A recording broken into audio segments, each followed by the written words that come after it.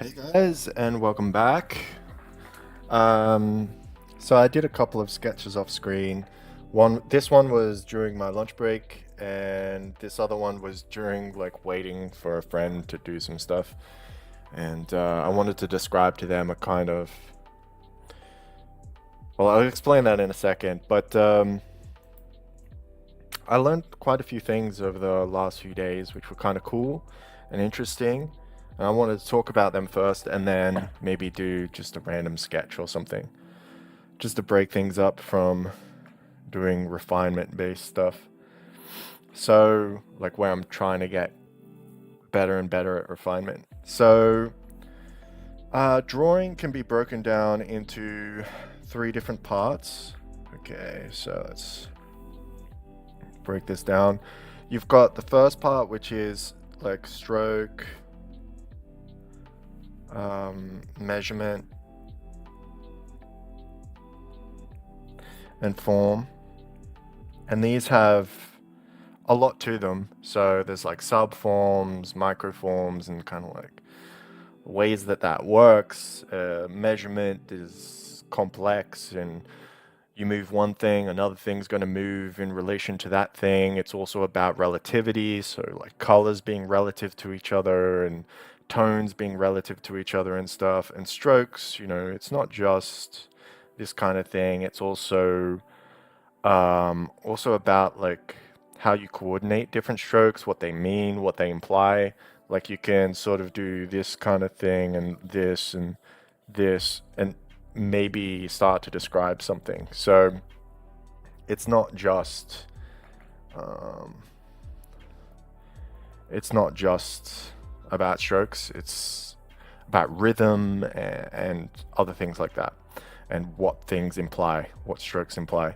So this is kind of like the basis of all drawing. Then what you have is design, you have method, and things like composition and stuff. But I'm less married to any of this. This is basically just like a section of drawing where essentially it's like plans. This is maybe actions or whatever. And then you've got this other stuff, which is, ideas and scope. So, what I've been learning more recently, or like this, okay, so ideas comes down into like stylization, and it comes down to things like uh,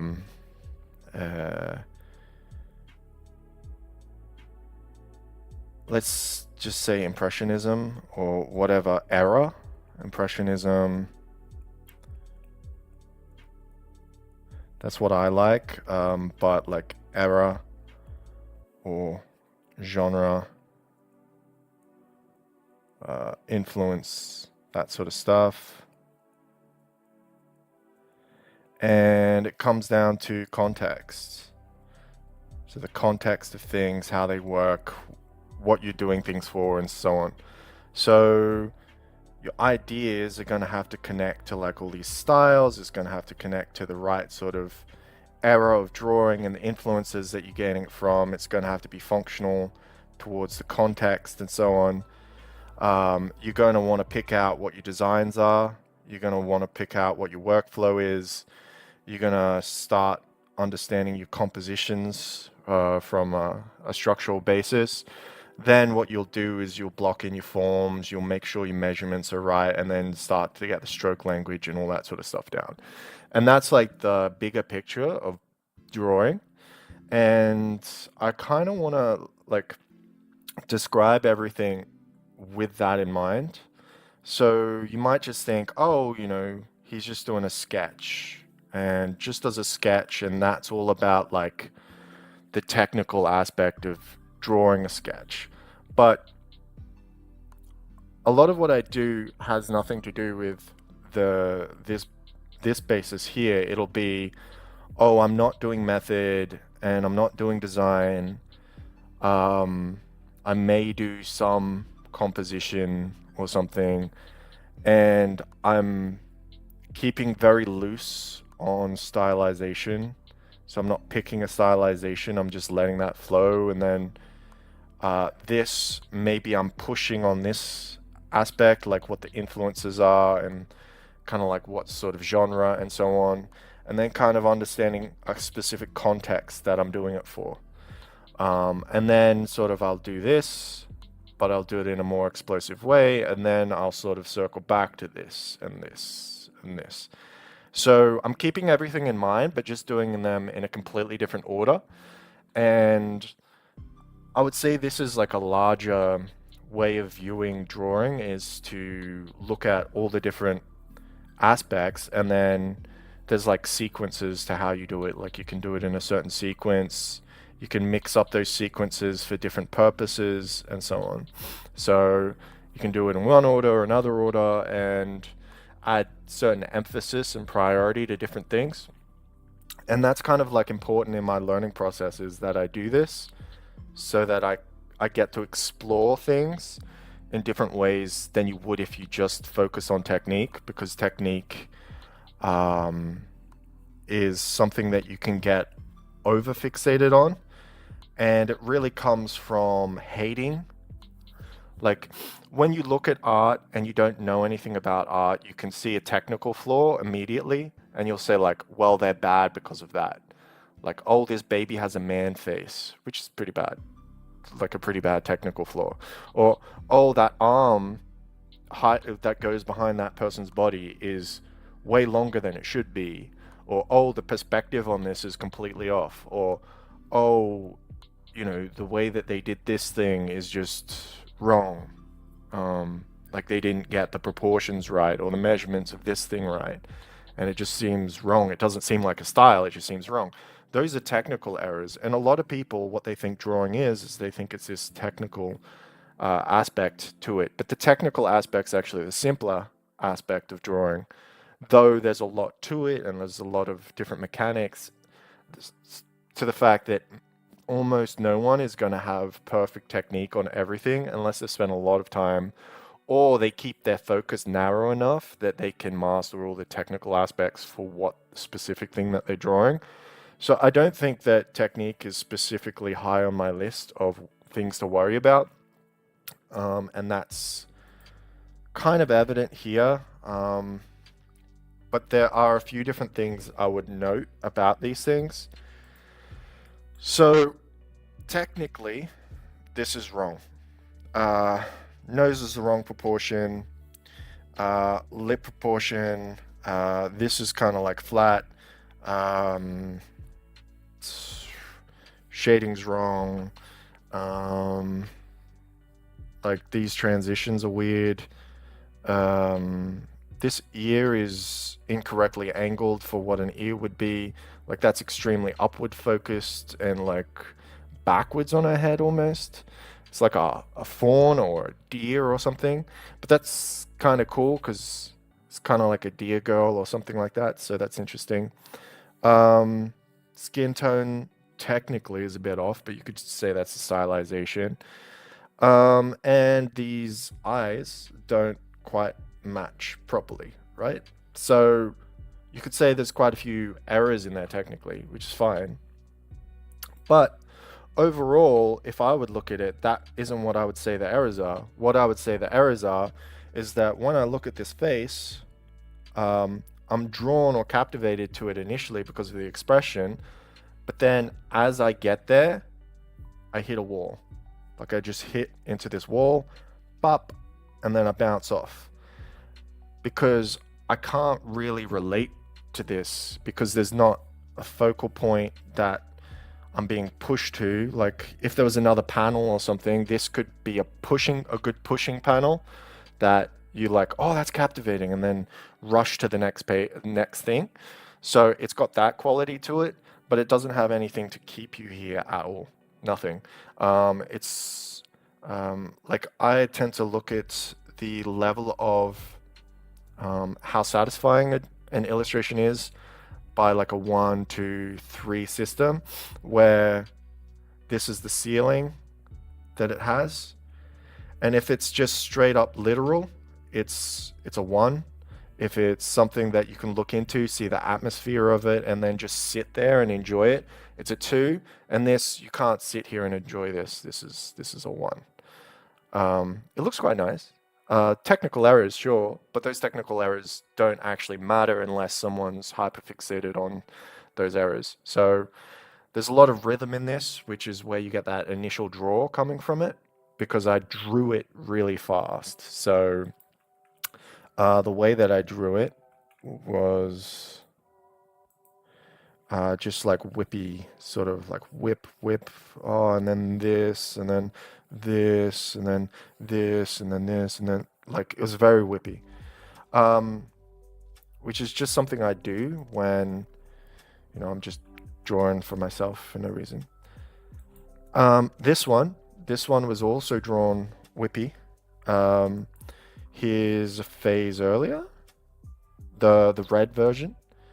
So the red version is all about, I don't know, I was just drawing with red, and then I sort of did things with blue. Like I just pivoted off what I was using, and then I just kind of like added things and sculpted things. I did quite a few design ideas here, so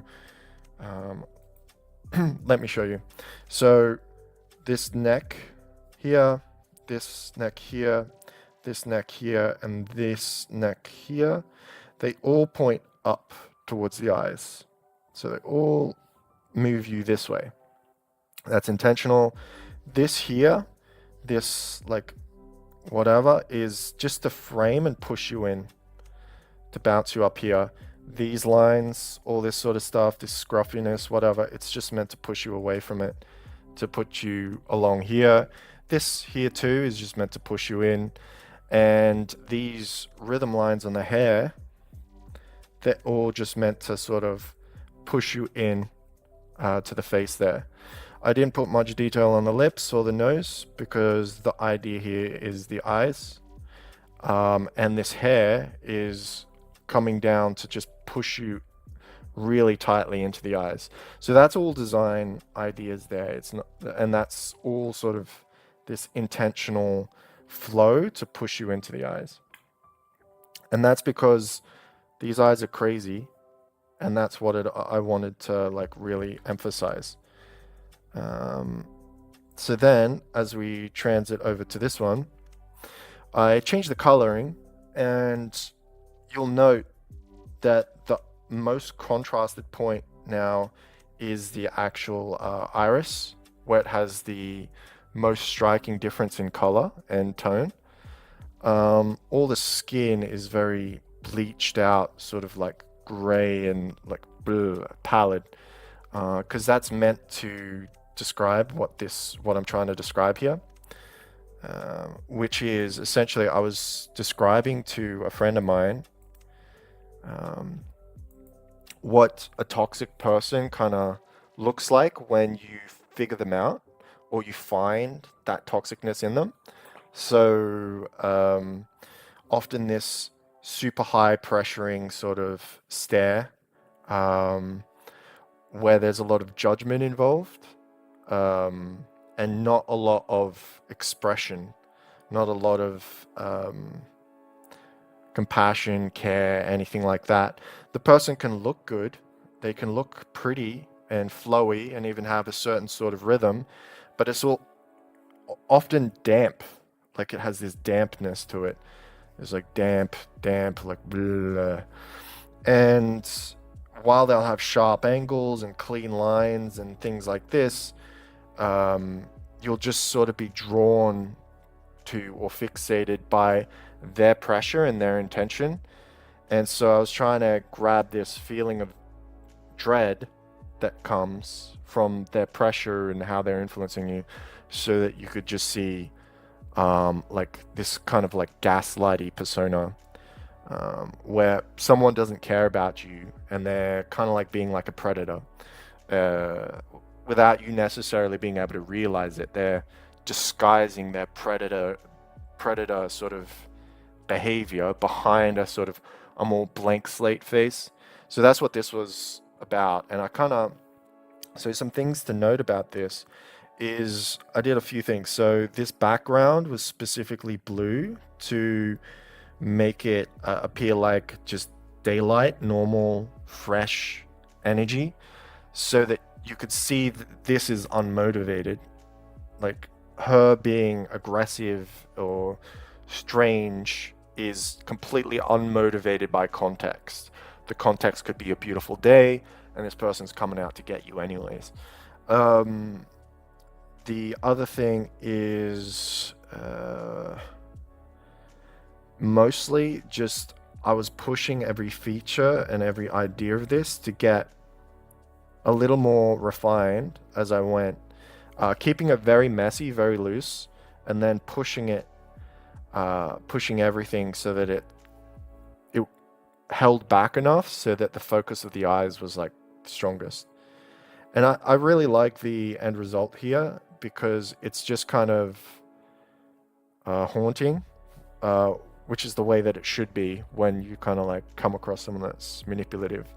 And it's also instructive. It's symbolically successful in that I pushed this and like after I had the idea and I kept pushing it further towards the idea until the idea was like really strong. It's not completely refined yet. Like you can see all these technical flaws like, oh my God, what are you doing with the eye, like with the outer eye lines, and what are you doing with the shading, and what's with this nose, and what's with these lips, and what's with this jawline, and what's with these weird that's all just like not important. So that kind of thing is just something you realize as you get better at drawing or whatever, is that sometimes you don't need to focus on anything like that. Obviously, if you're going to do something that's actually going to be a finished thing or where you want it to be technically sound in whatever way, then you do want to take those things into consideration. But for me, because I'm focusing on, where is it? Here? Nope. Because I'm focusing on like this aspect and this aspect, and then pushing towards this aspect, sorry. So this is 1 and then this is 2. This is a very distant 3 in my priorities. So I'm trying to push towards an understanding of how I can stylize, and I know I want to be very loose, I want to be very free, and then I want it to have an impressionistic quality with a higher ceiling, and then I want to be able to symbolically represent something when I draw, rather than just have it be a pretty picture. So this is a pretty picture, but it doesn't symbolically do anything. This one has symbolism, so I kind of liked it. It had more intent, more purpose. And there's more story here too. So the idea with this was just, and there's also composition here. So you can see like the rhythm and how it all leads up to the eyes that are at like a thirds level. This is just off center. So you can see that she's breaking the frame here. That's intentional so that she's kind of like coming away from something that's hidden or outside of your view, and she's not quite in your view. Like your view is maybe here, and she's just sort of just outside of you staring at you. So it's meant to be that way to make it feel off-settling, like unsettling. Anyways, this is cool, and I would rate this as a 2. So like where 1 would just be like you see it literally, 2 you can kind of sit in it with an atmosphere, 3 would be like you could discover things. There's nothing to discover. No, it's just the eyes. You can sit in it, you can feel the vibe, but it's just a 2. Monet does it at like level 3. So like that's crazy.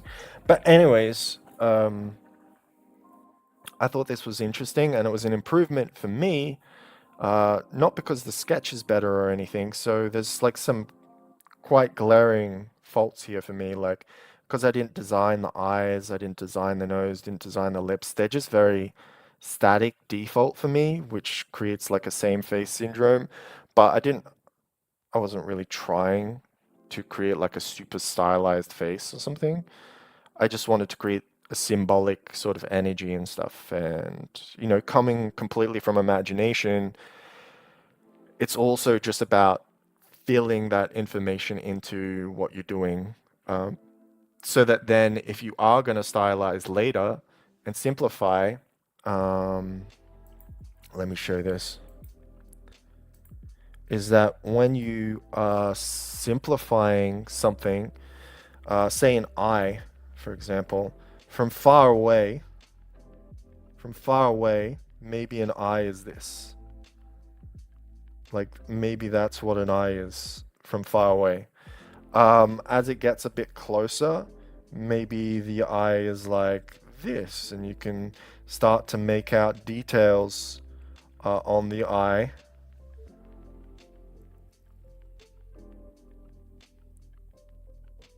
And then as it gets closer, maybe you can make out even more details on the eye. So you can make out that it's got different eyelashes or whatever, and the eye has whatever, and maybe it's got like specular highlights or something in it, and you can kind of see that, and maybe you can even see like the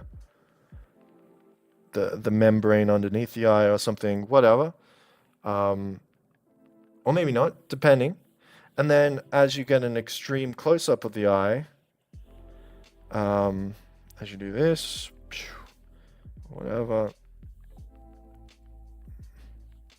you're going to start seeing like the iris, like different aspects of the iris. You're going to see like this actual outside rim of the eye have like certain properties. You're going to see a change of like hue from the middle of the eye to the outside of the eye. You're going to see the actual reflections of what's in here, like, oh, there's something happening in these reflections. Like you'll see some form of detail. As you get to the corner of the eye or whatever, there's going to be like a glisten to whatever parts have like mucus or something in them, or have like moisture. You're going to see moisture literally on the eyeball itself or whatever that's going to be doing things and creating that vibe. You're going to see you're definitely going to see under the thing. You're going to see on the eyelashes themselves, they're going to have reflections like actually coming off the eyelashes, and you're going to see more like lines and texture around the eye and so on. So if you're in an extreme close-up, that's different than like just a close-up, and that's different from a mid shot, and that's different from a far away shot. So your design simplifies far away to a point at which an eye is literally just a top and a middle, or might have a bottom, or may have the hint of an eyelash, or whatever. Or maybe you had like a different designed eye that's like this, and it's like that from a distance, and maybe you can really see the brow even from a distance. But you wouldn't represent this at an extreme close-up, like, oh, extreme close-up, here we go, this is our character's eyes. You wouldn't do that. But you also wouldn't do this back here, because what's the point? It's silly. It's going to draw way more attention to this. Like, you could do this back further, but it would bring a lot of attention to that detail for someone to like narrow in. Maybe if it's the central focus point of the composition, then you could do it. But essentially, the design should simplify itself enough for the specific layer that you're doing it for. This was something I realized recently, and I was like, oh yeah, that makes sense. So when when I look at these things and they're not properly designed or whatever, I'm just like, oh, well, that's okay. Because if I'm going to design something, I have to learn how to design it small and like, oh, this is just an eye. That's just the feature or the concept of an eye. And then, you know, as we get bigger, then we have to expand from there. And so over here, this is just the concept of an eye, basically. Like, I don't care about this outside part. I'm like, I don't care about that. So there's no shape design or anything on that. It's just a simplified version of an eye, like what you would do from far away, like this one. That's all it is. So it's not an error. It's just like for an extreme close-up, maybe that's not what you want to do. But in this case, it's kind of okay because the actual thing is the iris, which in fact does have detail. It's got aspects that help you see like the iris, differences in color. It's got like different little specular things and different interest points so that the closer you get in, it still has that very strong, potent feeling. So these noses and stuff, these are just symbols. Like, look, you go in there and then it's like, oh, that's just like whatever. Same with the lips. What's that? It's literally a faraway symbol.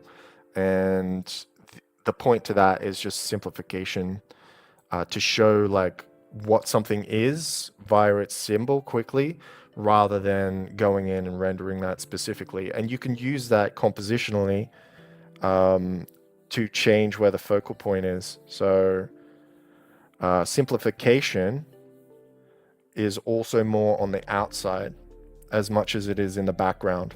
Outside and also it can also be in the focal point, but in the background.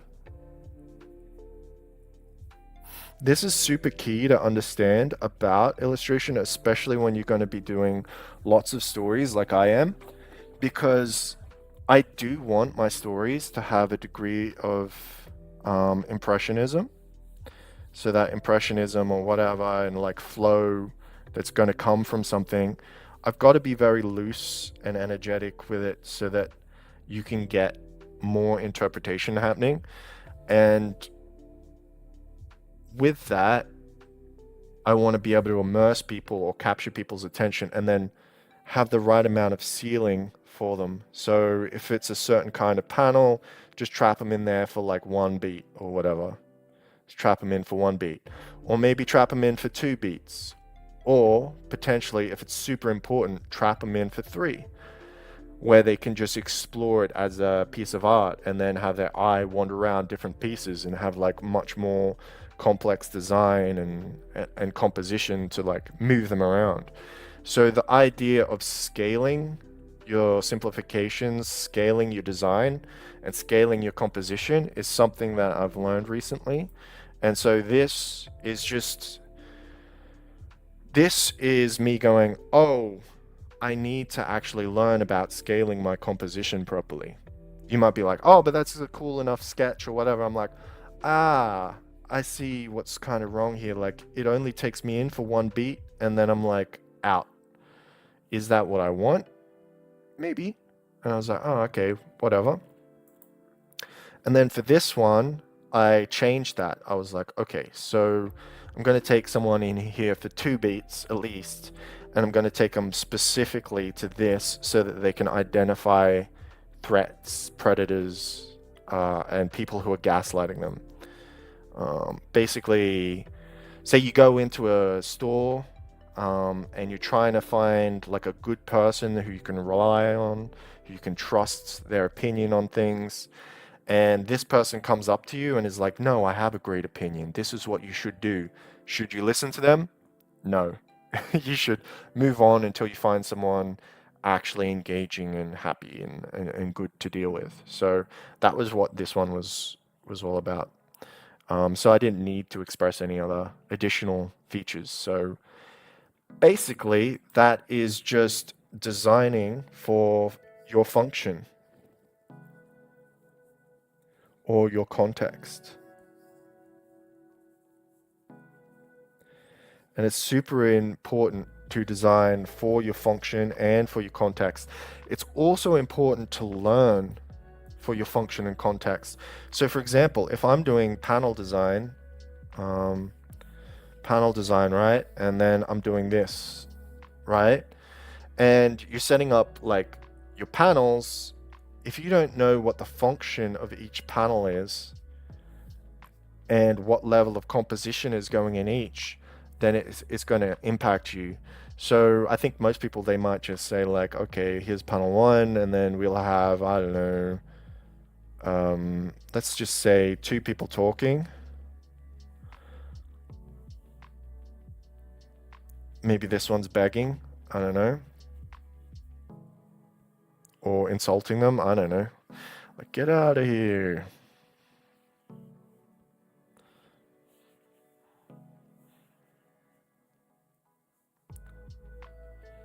Yeah, let's say begging, right?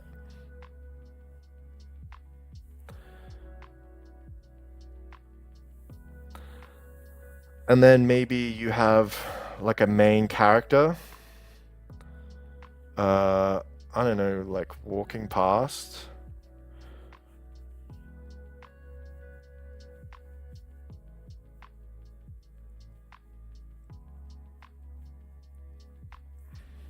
And then there's a person like here begging.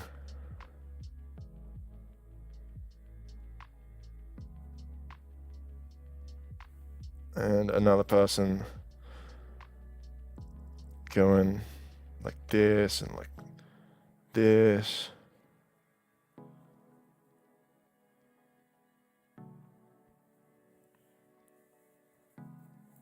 I don't know, whatever they do, maybe whatever. So maybe you put like some interest on the shadows here, or you put like a flowy like little cloak thing or whatever happening, because the idea here is to give the context, then to show that this person's seeing it, and then to redirect your eye back down to here, right? And then you could have this person turn, or like you could have like over the shoulder, right? And you could have like, I don't know. I don't know quite where you might put a dialogue or a thinking sort of thing. Like maybe he grabs for a weapon or something. I don't know.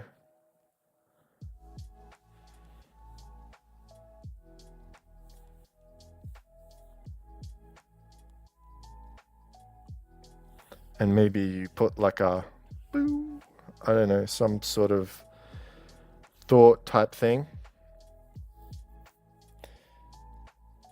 And maybe, I don't know, put like this.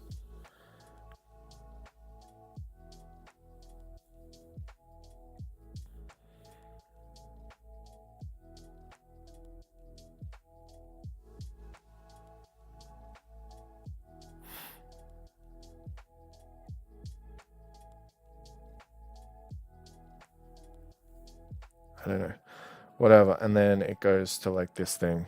So you're like da da da da. He sees something's happening, and then what happens here? I don't know. Like maybe the man is got his back turned, and I don't know. Maybe like with a clash, like clash of swords, like there. Yeah.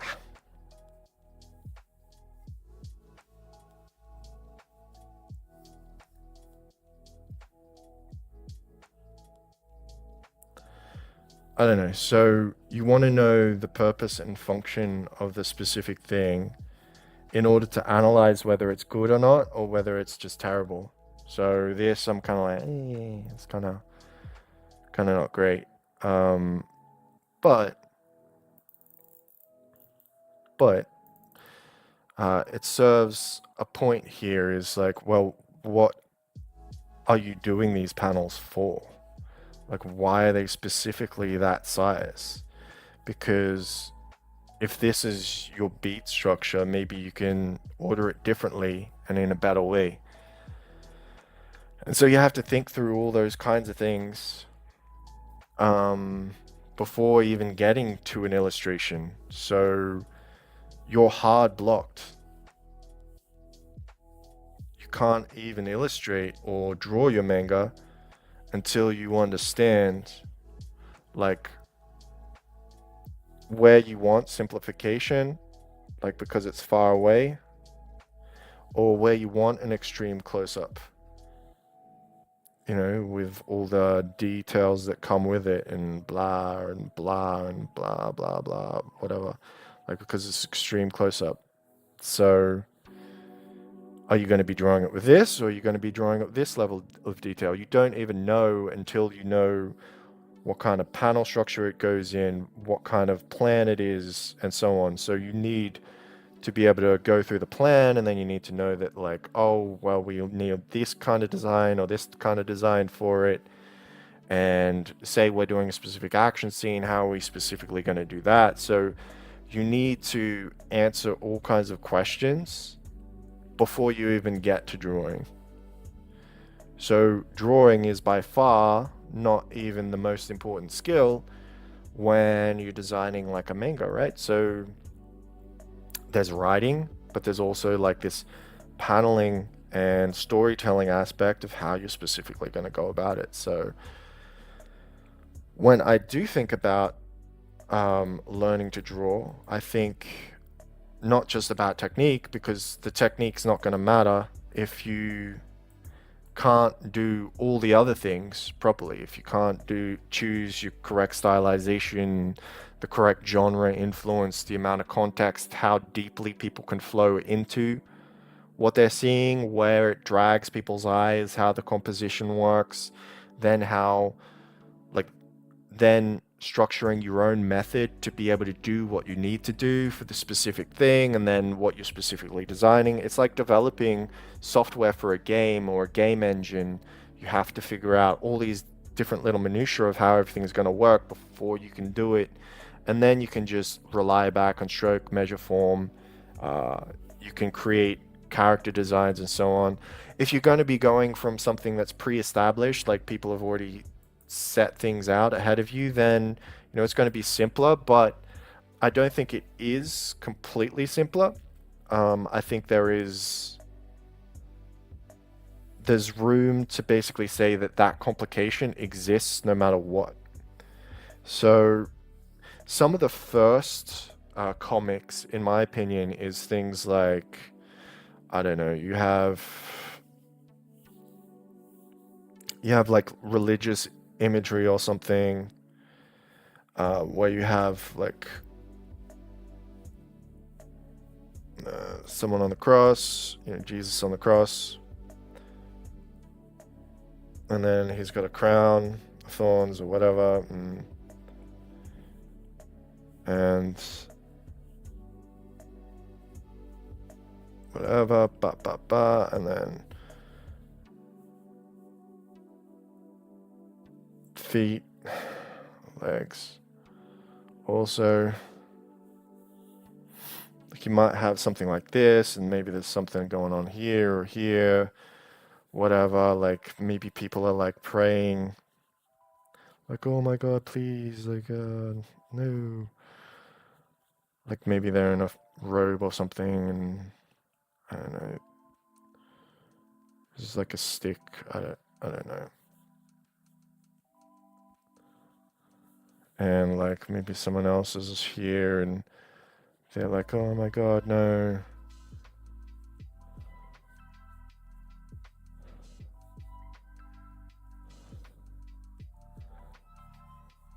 And as a pastor or whatever, you have this picture up on your wall, and or in your monastery, you can just basically say to people like, oh my God, this happened, or this thing, or whatever, and you show it to people, and then they believe it more.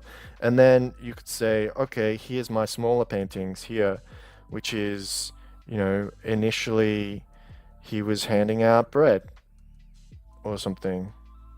Like, I don't know, like here's bread or whatever to the hungry and famished, you know?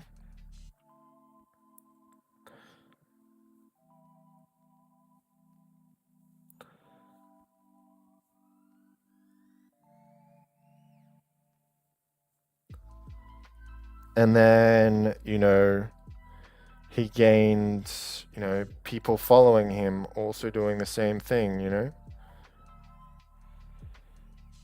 or whatever. Where he's, I don't know, doing something cool, I don't know.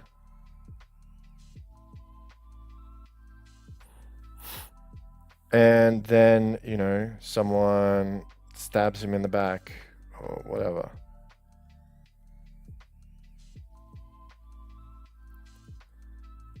And their story is here.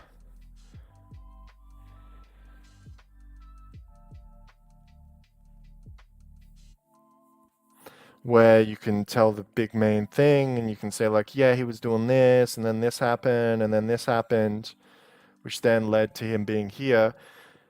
This is the rudimentary form of like storytelling and comic book structure or whatever, is just literally you would have a main thematic image that you feel is the most important point for you to talk around, and then you would have these other talking points. Like they're literally just there for talking point reference.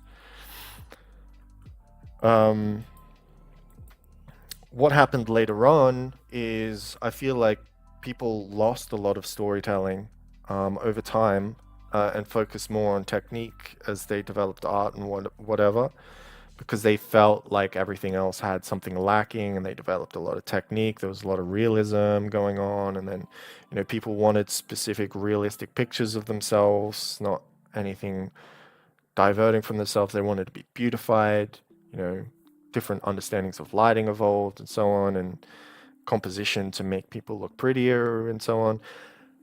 And that created rise to like people respecting the technique of art and how to become like a better craftsman rather than just doing it for function. But eventually what happens is eventually, you know, comic books start to be made with like the printing press, and comic books were initially made like this,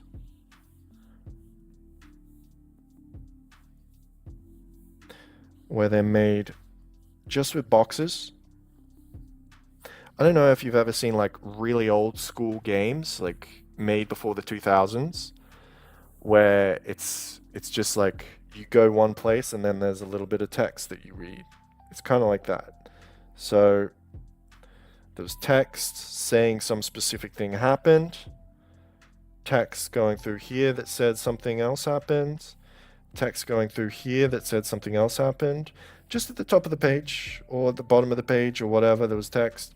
Sometimes there'd be a lot of text. Sometimes not very much text. Whatever. There would just be text, maybe here, and then maybe there's a bit more text. And there's like text. And they would just go to the artist and just say like, oh, can you fill these in?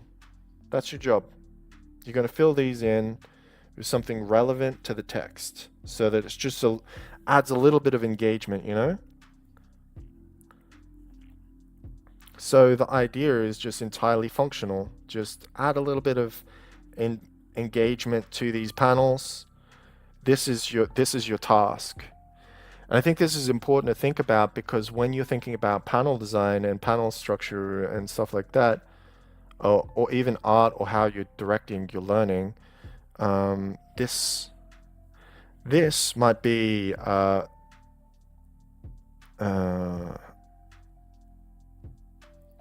the boy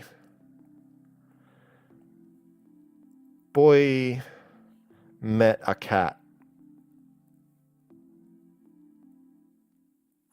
So you have a boy,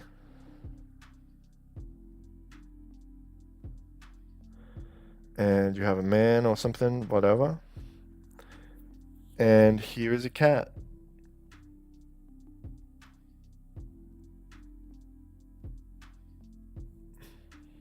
Meow. boy met a cat.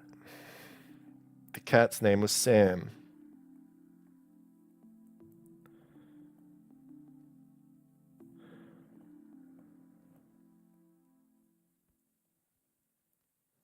You get where I'm going here.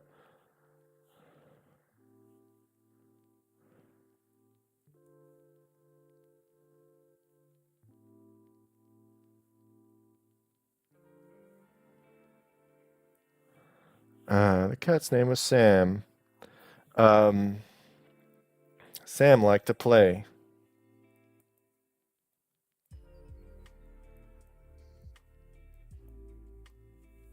And then you would have like Sam doing like something, I don't know.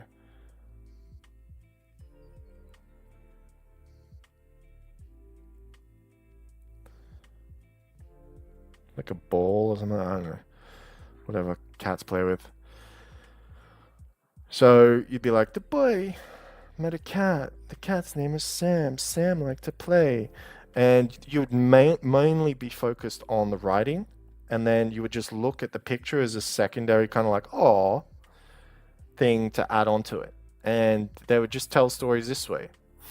And eventually, when people, like, well, I can't remember what the company is, but one of them crashed out and like the father died and it was transferred to the son. And the son was like, yeah, I don't like any of this. It's kind of bad. And just thought like, well, artists, can you do something about this? Can you make it like cooler or something? Like, and they're like, okay, yeah. So you have these panels, like 2 panels here. Well, what I'm gonna do is, I'm gonna have this one cross over into this one, uh, where we have like the cat or whatever. Boy meets a cat or whatever. We don't need the other. We don't need the other one. And then, okay, we'll change this to like a close up of the cat.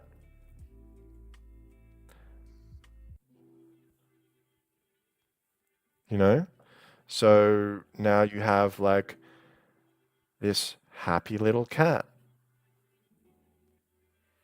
So you have the boy meets the cat, and then the cat liked to play. So maybe you have him like here and holding the cat up. He's smiling. He's like, I don't know, rounded or whatever.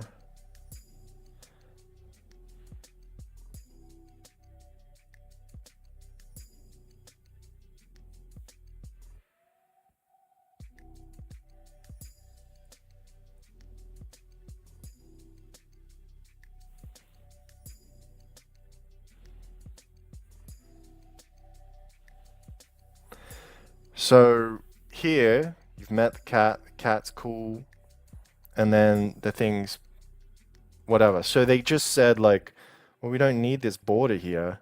Let's just get rid of that. And then, we really want like it'd just be cool to just see him playing around just with this one. Like make it more important. Like, oh, it's all three. So here you have just like this simple idea of like threes. Like, oh, which one do you add like that? But there might be other things where they might be like, oh, but instead of threes here, how about we add like another one? And like here, add another one here.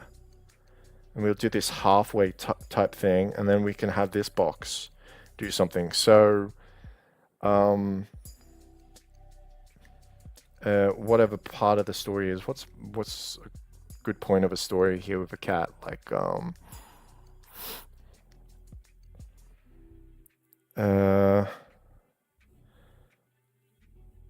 maybe a train or something. I don't know. Or maybe it's a house. Maybe you have like a house in the background here. I don't know.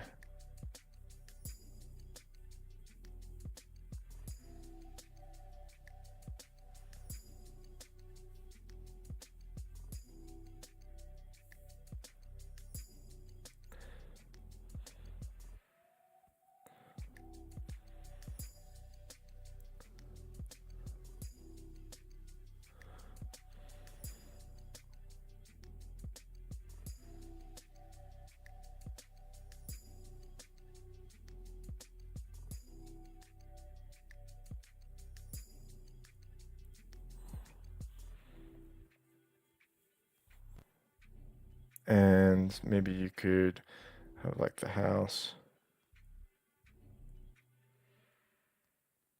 whatever, background, and then there's just like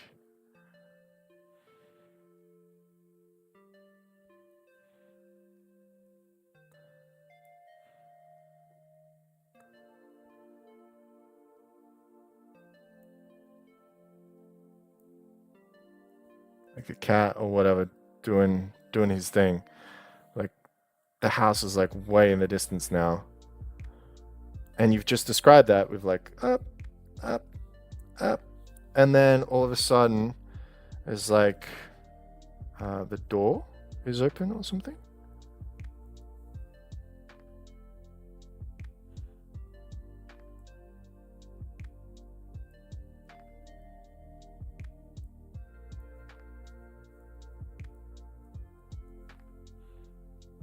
So here it's like boy meets the cat, play with the cat, cat did the thing, cat's happy, and then it's gone. And maybe there's like little paw prints here or something.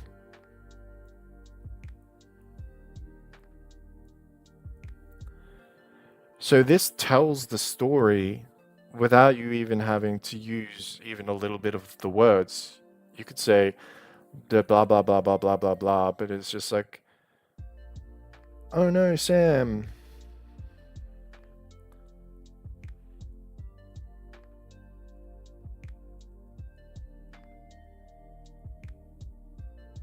And then you could have like the next scene be like he's got his head hung low.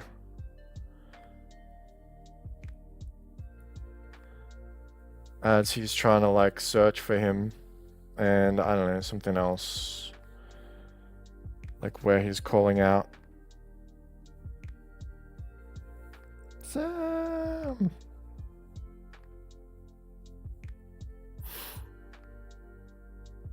So you want to understand how you're specifically gonna break this structure down to like add something like playful like this, right?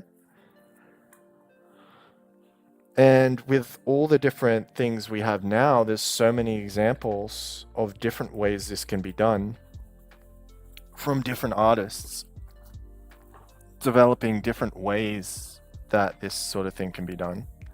So you have people that do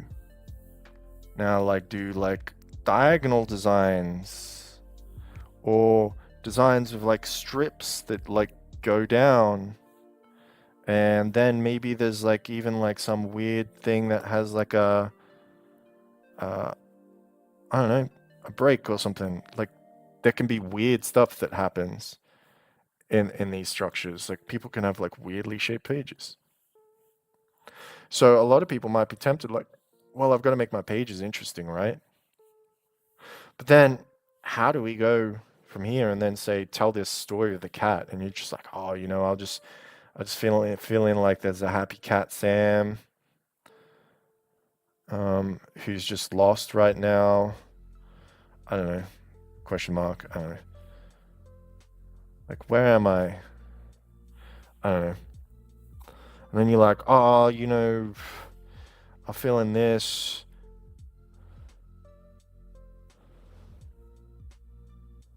And then I'll fill in this one. And you're just going to get something that's just nonsensical. Makes no sense. So the idea, I feel, is to start the drawing journey at the base, or the paneling journey at the base. You've got this simple thing, this simple structure. They're just talking points. And then you got this other structure, which is just literally writing points. They're not bad. They work. They have a function. It's just that they're not optimized for specific things. And then there's going to be different artists that are going to apply a different optimization. So something that was cool that I saw in artworks is that sometimes they did really interesting things to tell stories. Like often they would have people interacting with each other. So these two people would interact with each other, right? I don't know. But say there's the same people over here that interact with each other.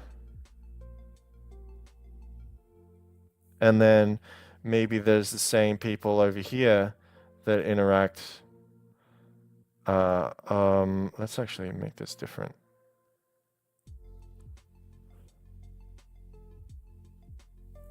Interacting with each other. And then there's a house on the hill.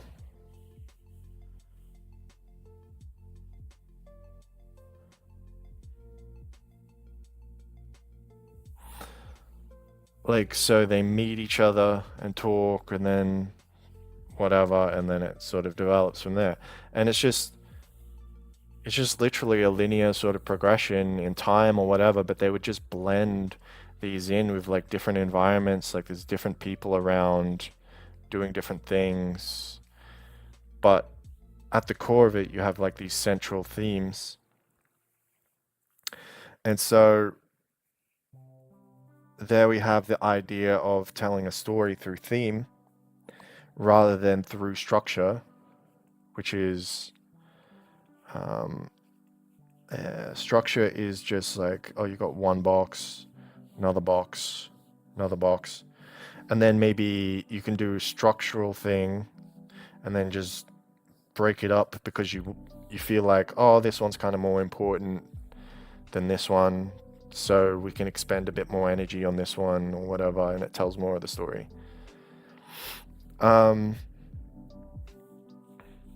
But in order to get to these things where you're doing like all this crazy diagonal stuff, you have to understand how simpler structures work.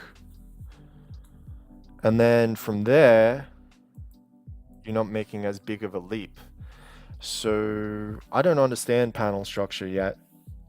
I don't. But I have some understanding of how these previous elements work.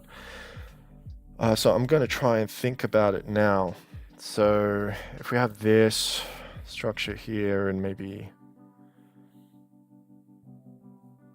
like what would we do a thinner one for? I don't know. Like that's just a row.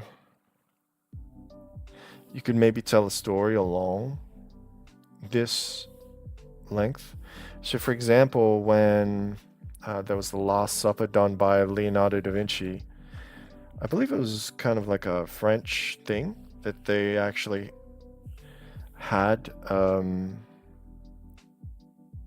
like stories around long tables. Like it was a thing that was done. It wasn't like he invented this thing about like having storytelling of like this person interacting with this person, interacting with this person, and then these people interacting and these people interacting, and then, you know, the central people interacting. That was done beforehand. This was a storytelling device. So maybe there isn't a border here, but maybe there is a border. See what I mean? Like there may be borders without you realizing there's borders that are telling you beats of the story. This often happens in all kinds of comics where you might have like a big part of the page or a splash image here, but like part of the story happens here and then it moves around here and then like this other thing happens here and then this thing happens like here. And so you might have this starting thing that then progresses through the page and then ends up all the way over here.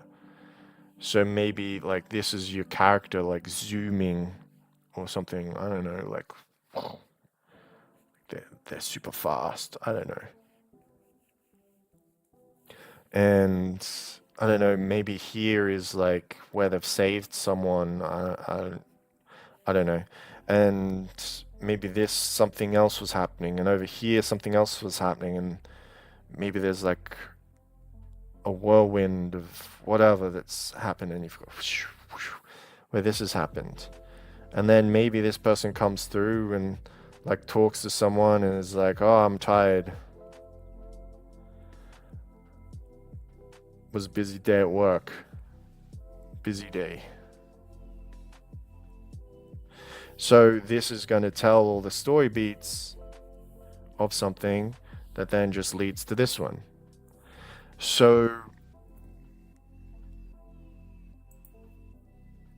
I don't know, paneling is complex, and I wouldn't even necessarily say it's just about the panel or just about the composition. It's so much more than that about storytelling.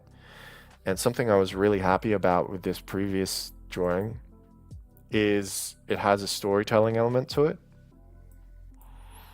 where you might have this person or whatever being weird, and maybe, I don't know,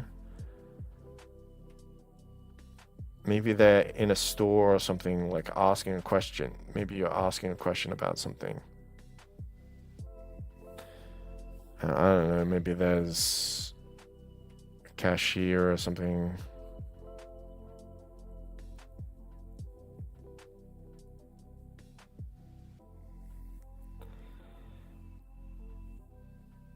And then, I don't know, this person is like looking at you weird.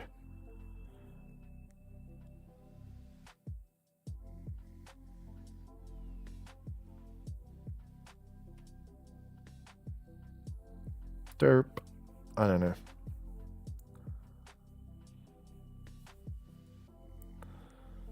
And then maybe you're like, ugh.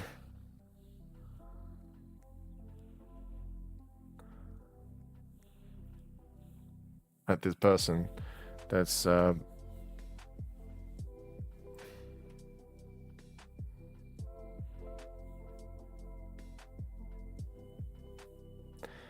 that way.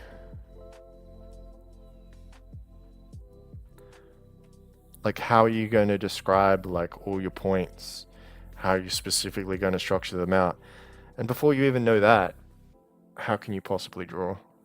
How can you draw something like this or like this for the panel without having like the idea of how the panel is going to be structured or where it's going to go, how you're going to tell that story, like what specific level of design is going to be required? Because if it's in this box, it doesn't need as much design as it has there. But if it's in this box, maybe it's going to require a lot. So there's so much to be done there. Anyways, I should shut up about all this and just draw. So let's do some random drawing.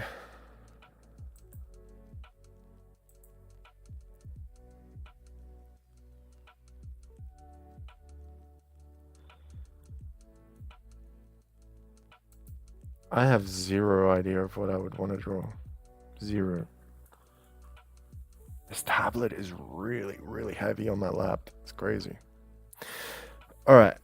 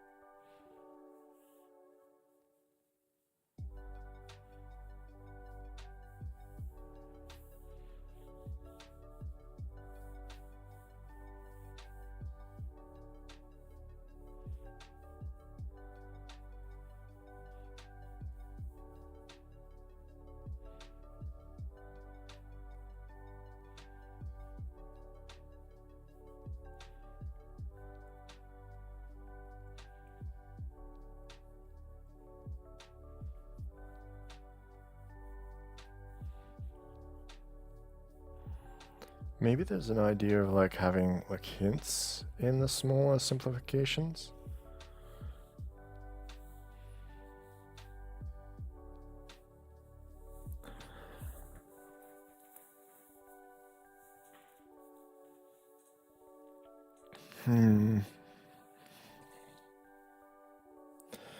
Also thinking about noses. Okay, let's think about a nose. Because noses you can simplify a lot, right?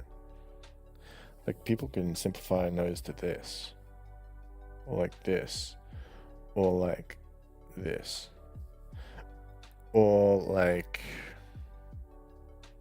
this, this, with like this, or whatever. This is often the one that I use. But then you have like its underside of the nose, triangular, whatever.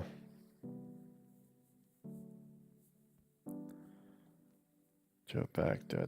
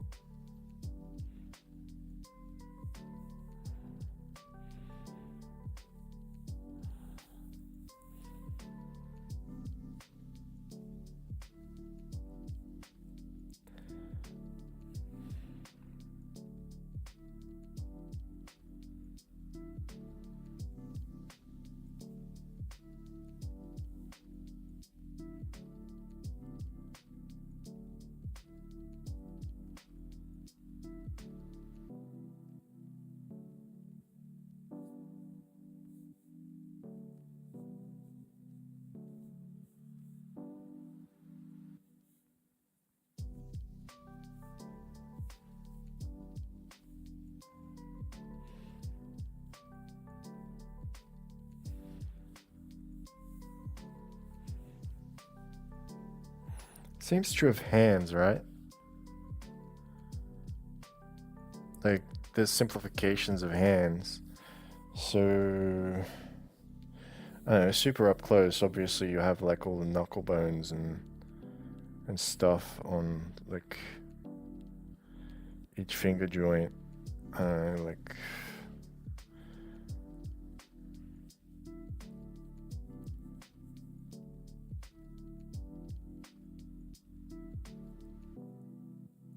what, like this something. I don't know.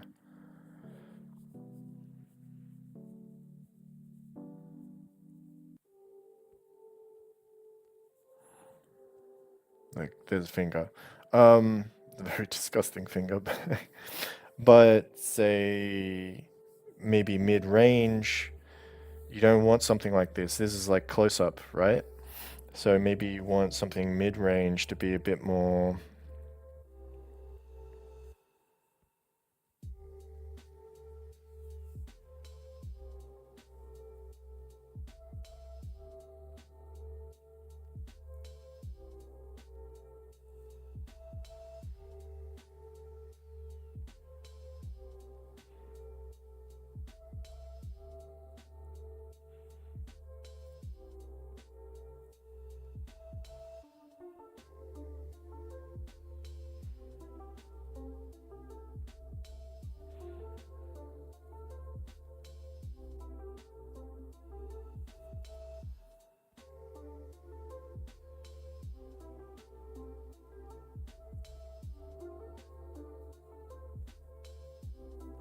Yeah, that's terrible. I have to look at the simplifications of like a hand. How would you do that? Like I know the technical idea of a hand, like you create like a pentagon, right? And then you understand like the directional form or whatever. But that doesn't really apply to like simplifications at mid-range.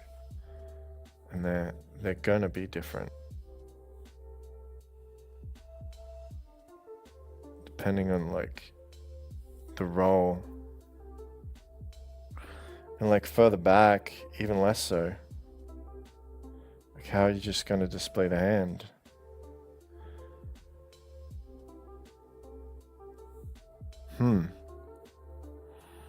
That's an interesting question.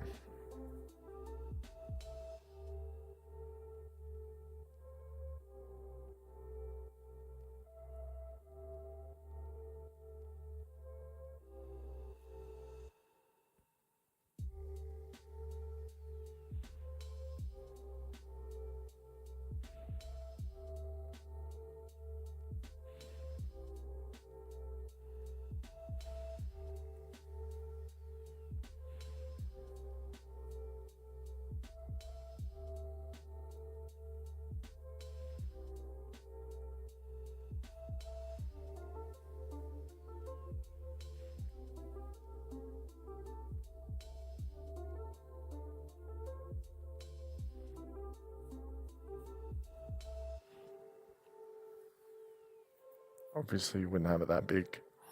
Giganto hand. Nor this. Anyways,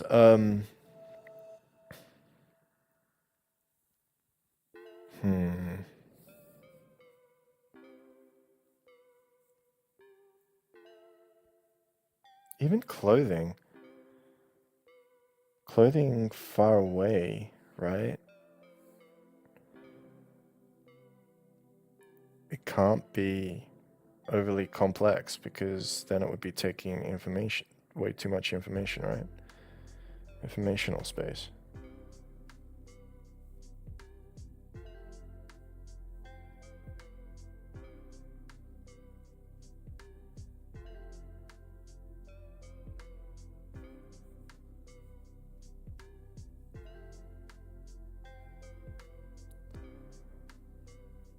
So then there's got to be a simplification even of clothing to how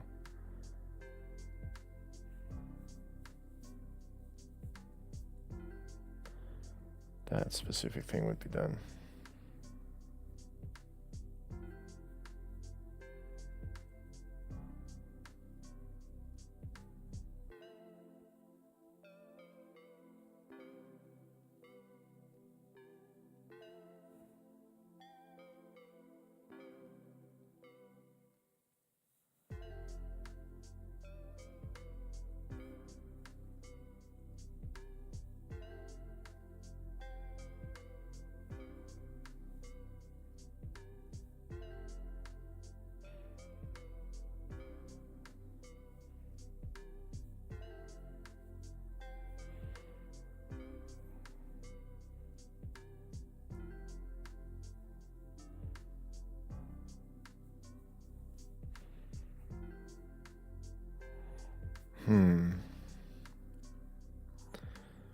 I'm just thinking in regards to like paneling and storytelling, maybe simplification has a massive role in what kind of panel you want to use.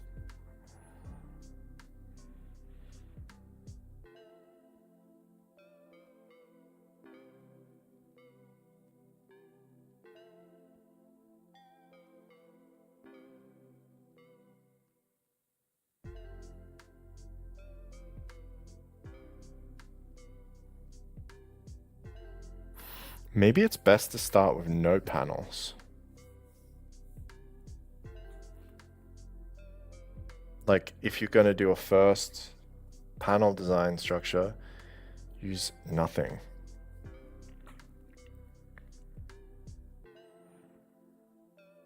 Then maybe use two.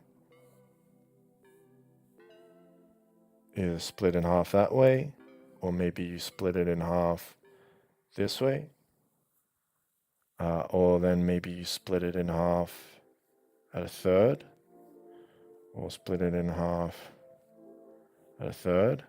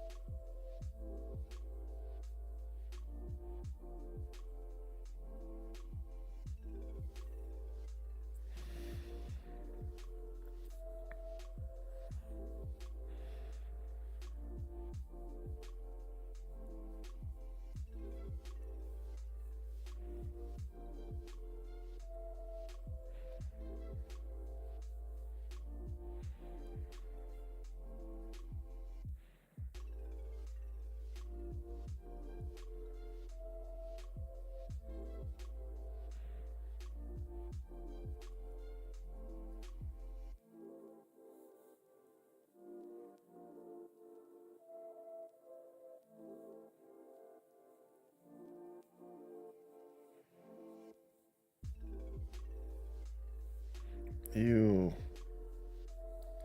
Ew.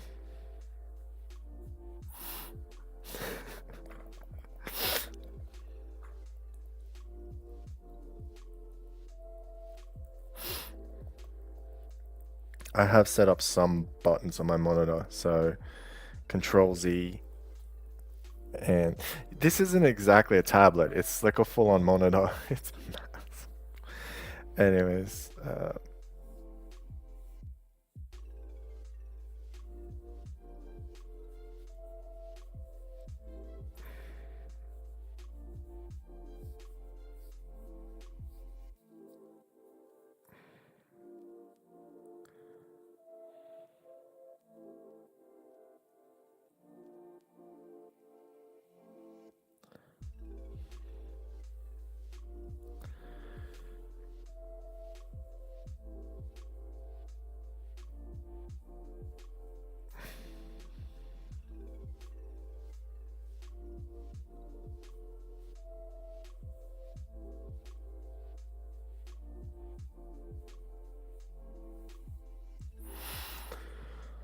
anyways, so there's different ideas. Okay, I'm just thinking, how would I better my panel understanding with this?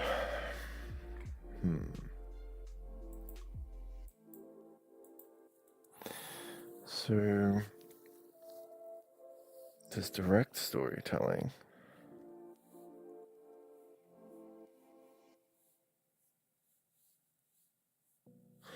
But what do I want to do? I can't direct storytell, otherwise it'll be how many panels I'll have to develop is like infinite. Maybe the idea is like, these are sentences.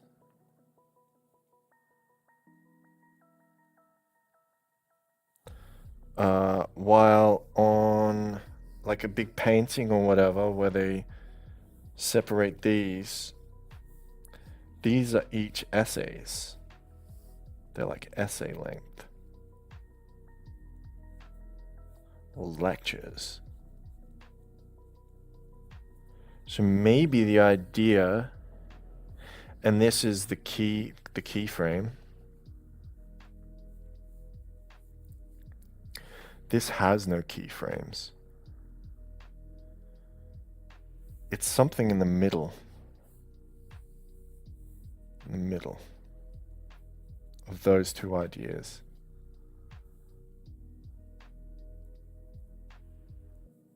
So something exists here in the middle of sentences and these essay lengths. So what I know from writing, sentences obviously then break down into paragraphs, and each paragraph has a style point, right? Like has a style right at the end of the paragraph. Like that's what you lead up to, while everything else just sort of guides. So, guiding points to like an emphasis. Maybe the idea is that you have to have this and then create an emphasis. Beat, beat, emphasis. Maybe that has to happen, like even in linear storytelling. Maybe that's what the first breakout idea is. And then maybe this is just a relative version of that. Like if you make these smaller, it makes this one larger by contrast. Maybe that's the point. And maybe these all have stories of their own twisted inside them. But then maybe this has more voice. Voice is something I think of in writing where you basically have to emphasize something for the audience, like the specific thing you're emphasizing. It's also like in Forrest Gump, there's like a very casual voice, like, you know, I used to work on the farm, and the farm worked like I don't think he ever worked on a farm, but like, it's like, you know, Jenny, met her and went to the park, and then there was bullies, and she's like, run, Forrest, run. It's very casual in the voice.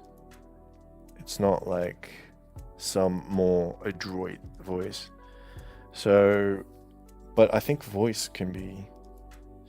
is going to be in this as well somewhere. And then there's guiding, which is another writing concept. And then, okay, so how do we get from this sentences to like keyframes? Because you can't do this, but let me think in a chapter.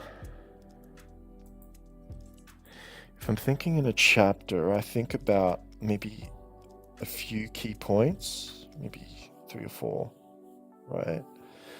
Like,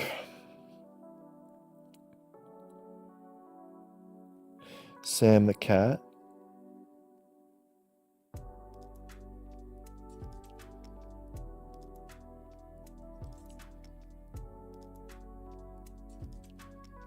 Background.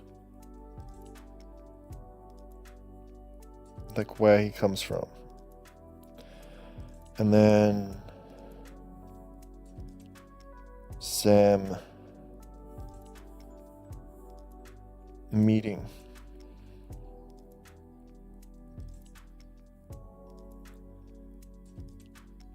Sam at home.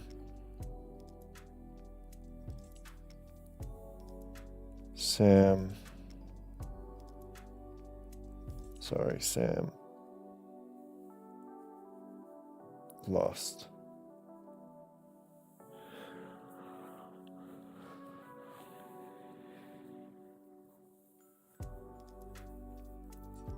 Obviously that can't be made into a page, or can, but you're changing the zoom level, but of the story? Like when I said simplification, like of the eye, right? Versus, you know, something much more detailed, blah, blah, blah, blah, blah, whatever. And we have like even iris details and reflections in the reflections of the eye, whatever, and whatever. Like higher level detail exists in storytelling too, right? So is the background, the meeting at home, or being lost, the close-up?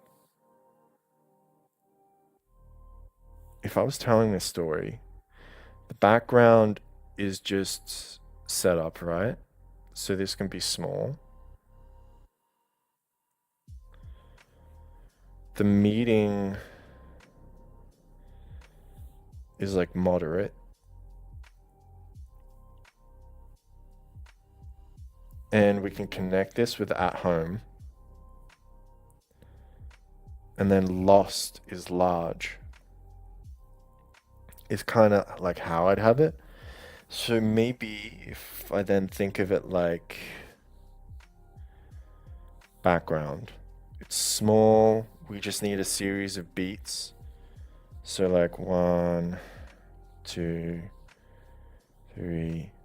Say if we had like that structure, how could I describe his backstory in just that? And then say there's like a next row and a next row. Maybe I could say there's some background. Cat does different things. I don't know what the cat does. Maybe there's like a bird flying.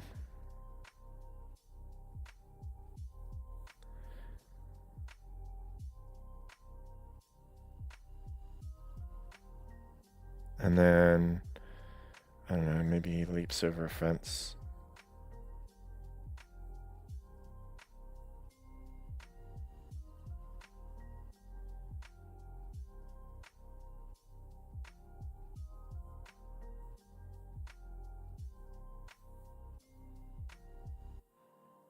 Then maybe like looks at like cars.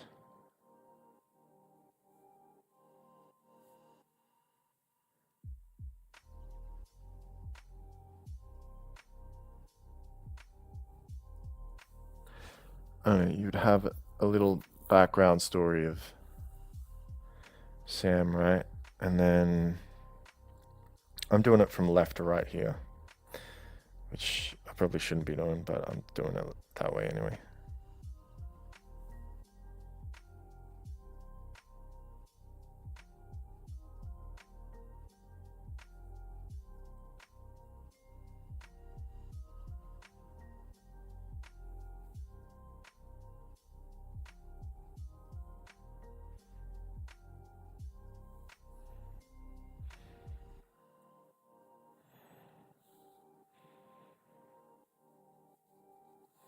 Something else happening there, so you could go like there, there.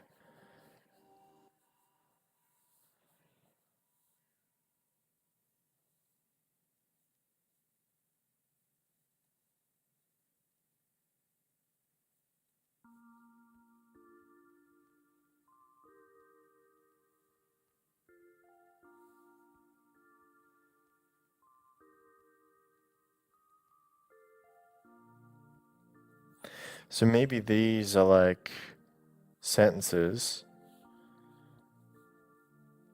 that lead to the main idea of the paragraph and then the hit at the end. So even though it's small and backgroundy, maybe that's like even a page. And you can just break it up into important little beats so that you get like this energetic story with like a powerful enough hit, even though it's small, because it's a full like chapter, concept, essay length area. Oh, he once, he was a playful cat that blah blah blah. It can be done in a sentence, or it can be done like much more extensively, right? So then if you're doing something moderate, then maybe you want to like separate into 3 pages that you're telling the meeting and being at home, and maybe like in the middle page it separates like meeting, whatever. There's like a meeting thing here or whatever, where those things happen, certain things happen. And then just being at home, having fun with it, right? You're spending time there because it's kind of important. And that gives you like 4 pages.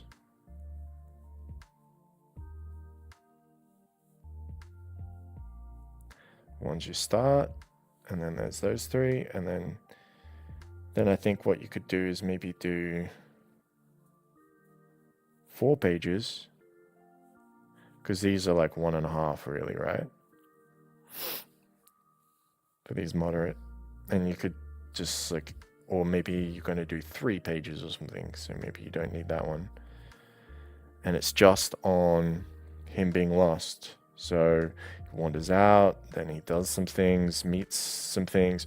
Maybe in the middle he meets like a bird or some other thing that he does stuff. Maybe he gets hurt on this one. And then maybe you have like a final one where he finally is like, wow, oh my god, you're back, you found me, or something. Like right at the end. Or maybe you would have even more. So maybe you'd have like 6 pages.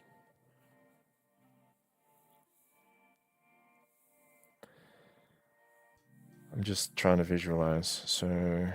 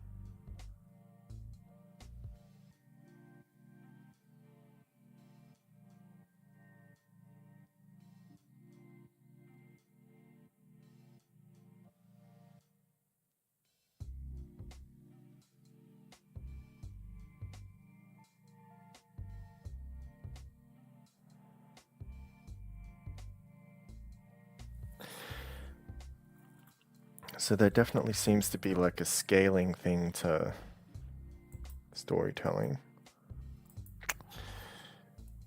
which can change and be altered pretty dramatically. Really dramatically. Now, obviously, I'd love it to be like I can just make things super simple and just say, oh, 1 picture is enough for the entire story. I've told the entire story in 1 picture, but that's impossible. Like, how do you tell the Saga of Dune in 1 picture? Maybe you could, but you'd have to do it where there's like sub aspects leading to like a main aspect, so you could that leads you to it. But that's not really 1 picture anymore. That's 4 pictures minimum, right?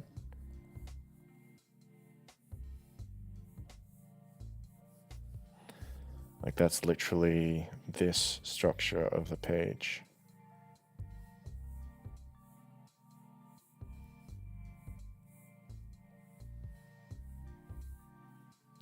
Which is also interesting because now then you understand the compositional idea here.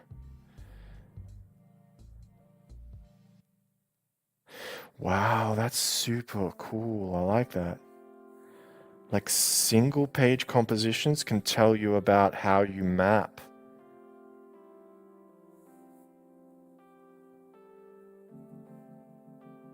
Like if you have an empty page without borders, how would you then display that? It's because you have a focal point. It's about focal points. So how are you telling stories with focal points? How many do you need to tell a story?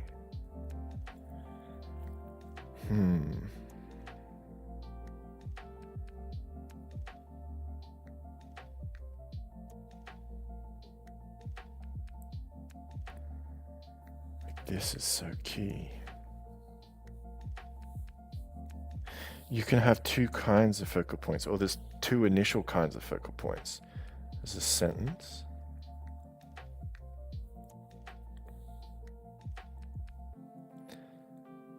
A sentence's focus is just a noun and a verb. But for an essay,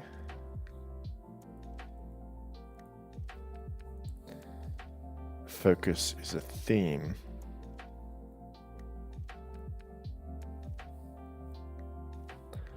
Or an event.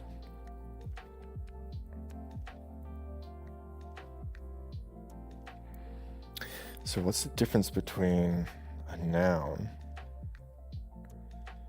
and a verb and a theme and an event?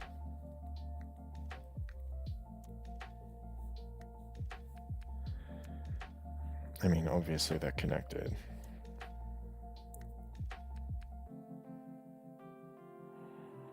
What's the in between? What's the middle of these two? Noun.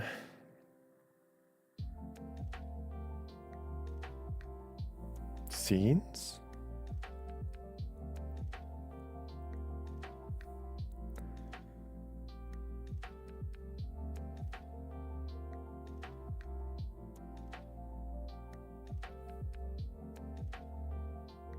Steps.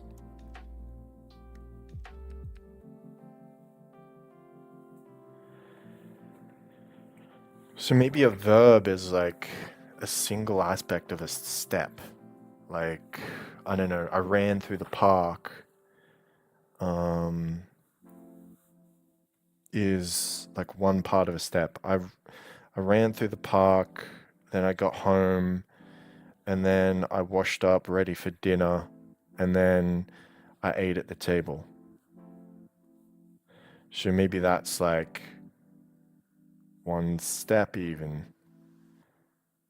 Then I went out, I got dressed, I went out, entered the big location at the pavilion, and there I saw, you know,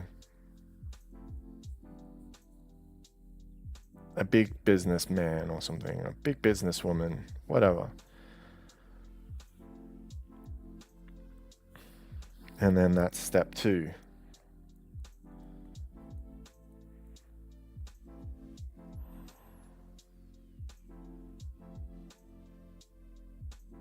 Now, the obvious way to do this is to do a page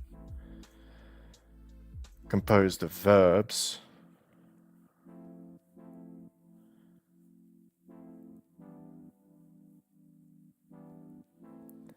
and the page be a step. And then you have a series of steps that then all depict a certain scene and a series of actions, which then lead up to the entirety of an event and lead through theme, right?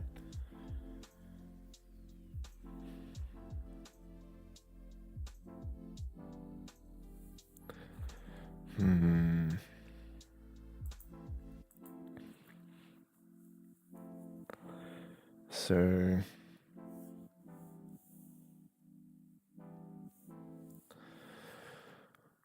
what if we think of panels and pages as similar?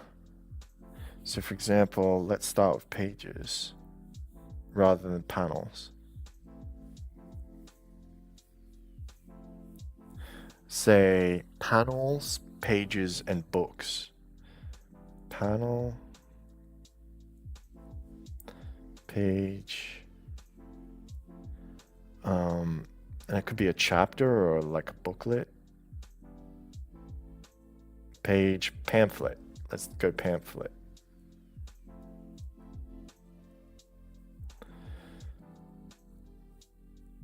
So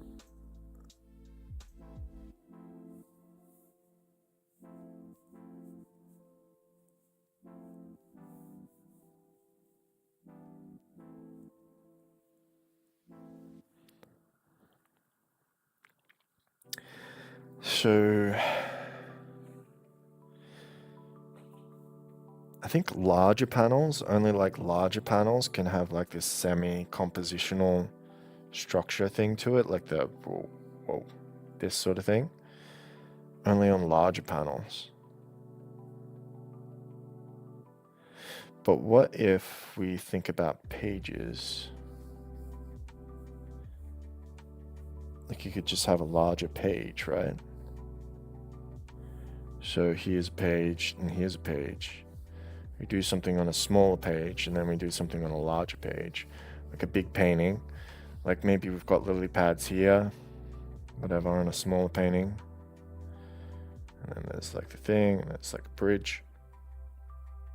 And you've got like tree, fir tree here, and like fluffier tree here, and whatever, and these things, and then like a horizon line, and like a little bush, and whatever. So you're doing something there, and then on a bigger one, maybe you have like, I don't know, whatever's going on, like a stormy sea or something. I don't know.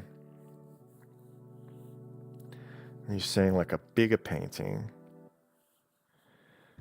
There's a small one. What's the purpose?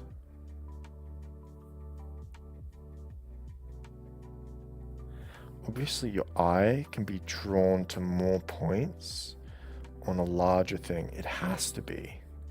Because I remember Renoir, his painting was massive, and so you could look at it in stages much more compact, right? So this is like 6 pages almost in one thing. And so you could use design to push people around. So are panels an aspect of design? Like, it's not just that you need to use composition to push through people through the pages, but maybe they are design themselves. Like with focal points and so on.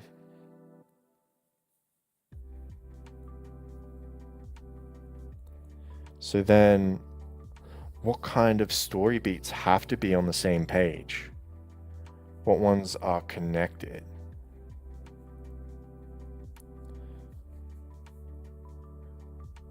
Like ideally you think like, oh, everything's connected, right? But it's not in the same way. Like a whole book is connected in a very different way than something in a series of pages is. Maybe you need like a pamphlet, and then you need like actually a page, and then you need like a panel. This is 4 different sizes, but these are connected very differently. Like verbs, how do verbs connect? Verbs connect via sequence. Ran, sat,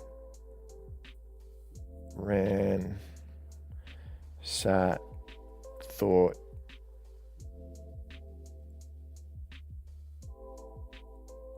Went, saw, you know, ran, sat, thought, went, saw, whatever.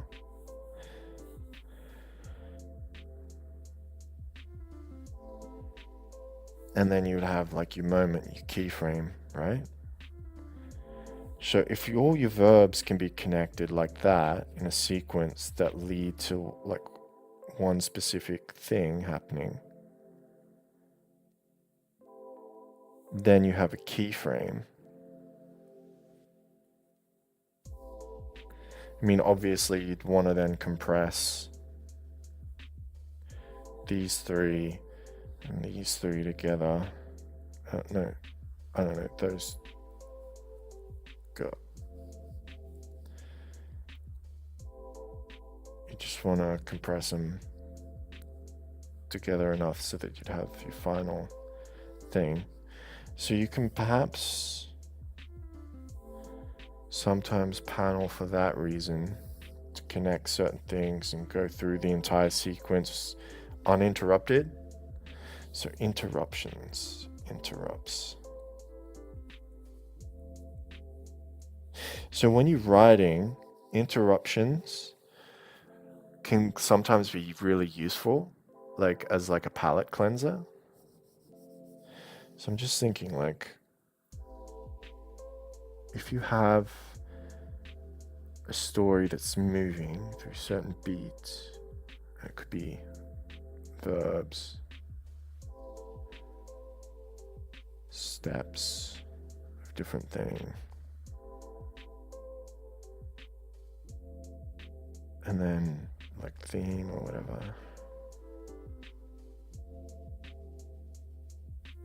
Maybe these are like actually the symbols.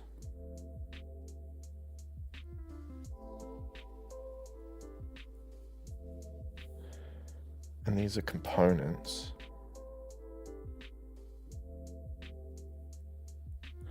Maybe I have something here. Okay. So you have a main symbol, which is part of a theme, but not the entirety of it. Then you have components. These could be like different verbs, nouns, adverbs, etc.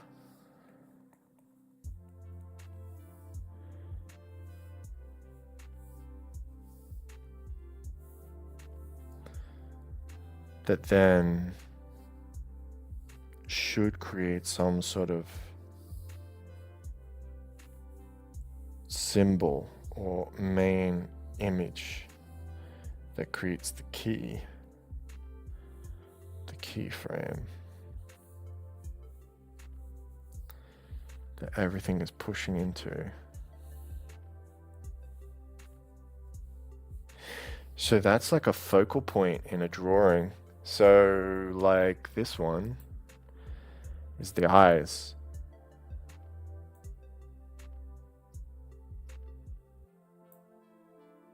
So you use the way that you structure it for emphasis, not just merely as a small tool, but like as a big thing.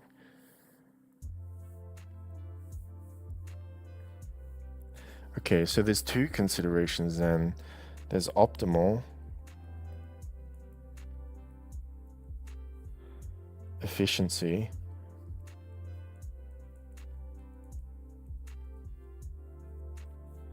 but then there is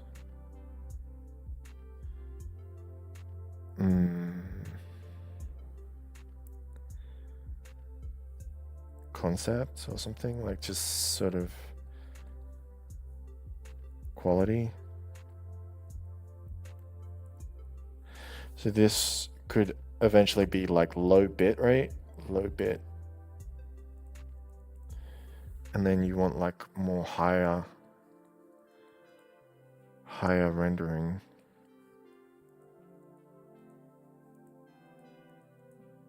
So maybe the scale at which you alter panels and stuff is actually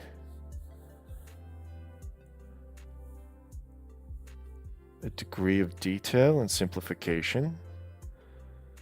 So maybe if something's just a verb, it should technically be smaller. But if it's a noun, maybe it should be somewhat bigger.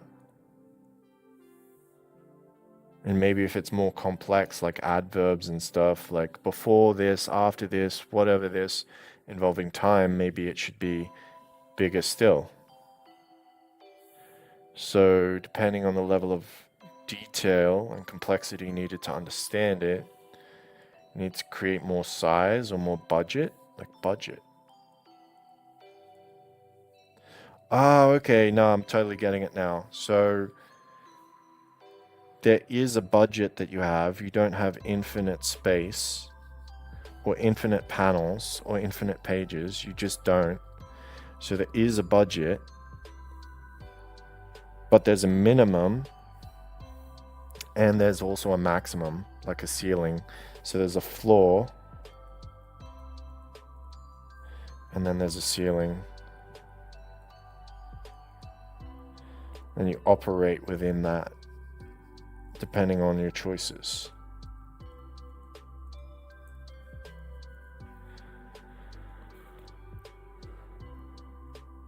So what I do know about when people were pioneering comic design and stuff in the West and also in the East is that they did do several different things. Like sometimes they would just spend time on one page and like just have like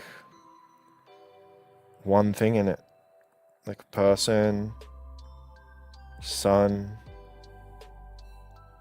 city on the hill.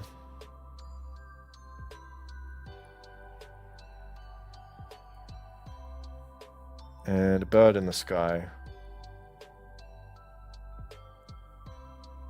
And then, you know, the next panel did the exact same thing.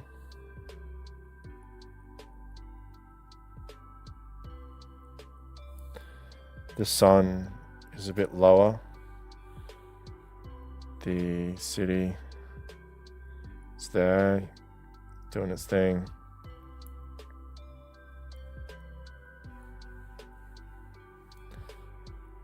And the bird is like over here or something. And then you would just have the bird.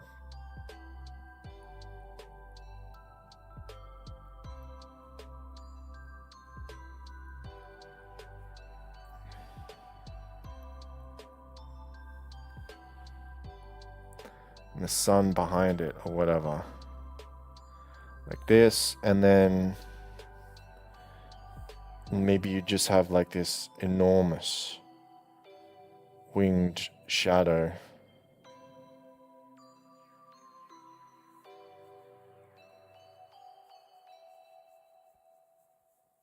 over, like, I don't know,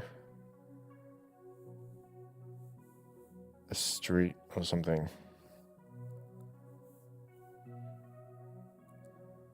Little boxes or something. I don't know what's going on here.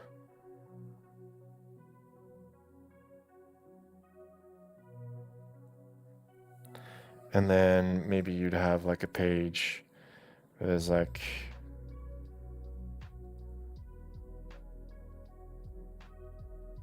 let's say it's a cat or a mouse. Let's make it a mouse.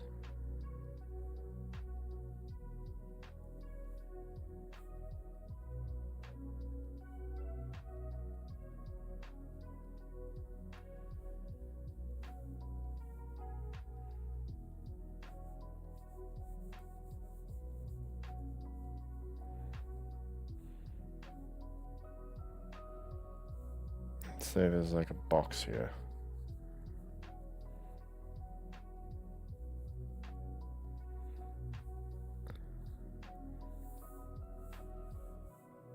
And then you would have like the mouse running or whatever.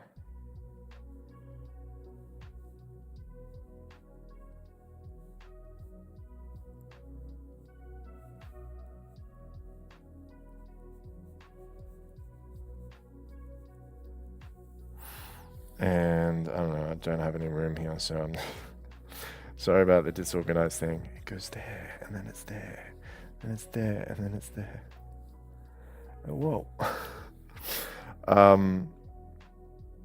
And then you would have like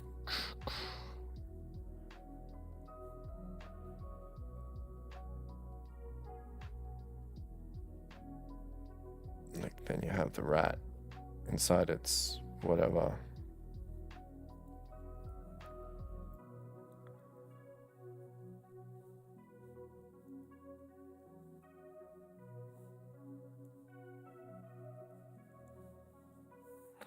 And then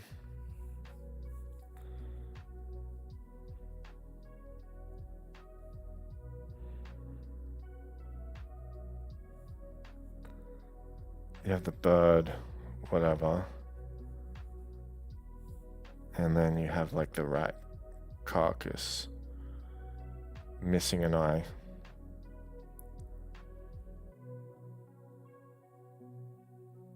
Poor rat. And like the little eye or whatever. So they'd go like, oh, you know, there's this, and then it casually does this, and then you see the bird and how regal, majestic, then it goes here, and then it goes to the rat. A rat runs, rat gets caught, rat's eye gets eaten.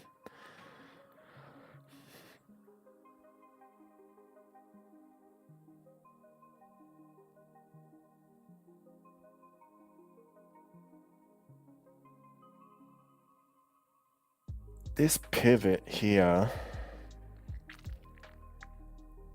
is specifically to change setting. So this adds a scene. So these two establish one part of the scene. This establishes the local scene. So this is the global. Then this is the local scene. So the close-up is used to take us positionally into the city, right? And then this takes us into the specific scene, and then this takes us into another local setting,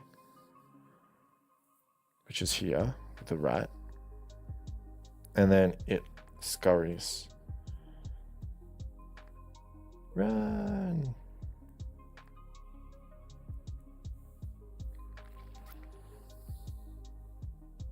Then it's caught.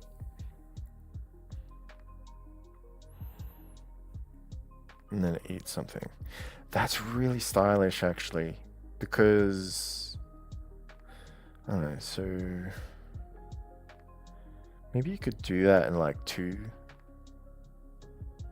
You don't need full pages for these. Maybe you could do it in like just 2 pages.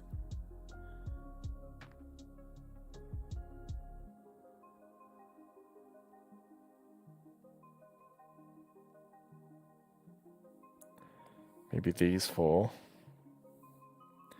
We have this, and this is just panel. It's just like one thing's happening here, another thing's happening here. Then this happens, this happens.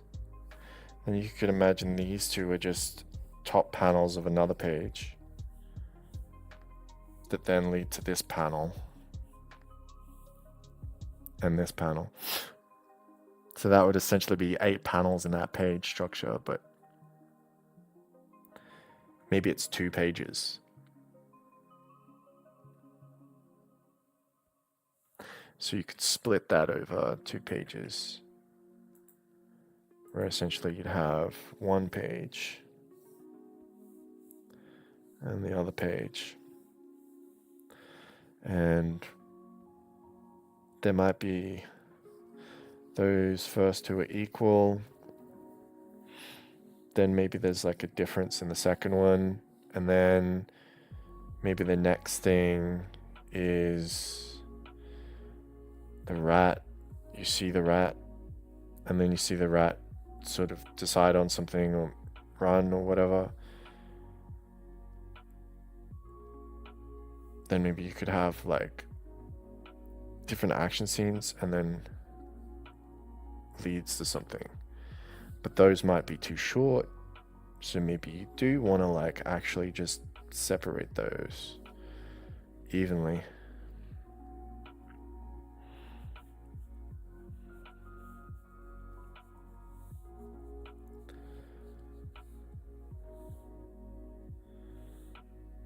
Now you'd start here and then there.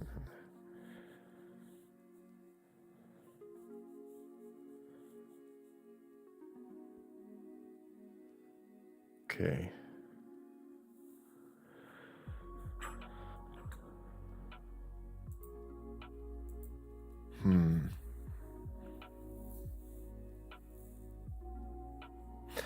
So let's say I'm going to describe something in a comic book called A Village with No Name.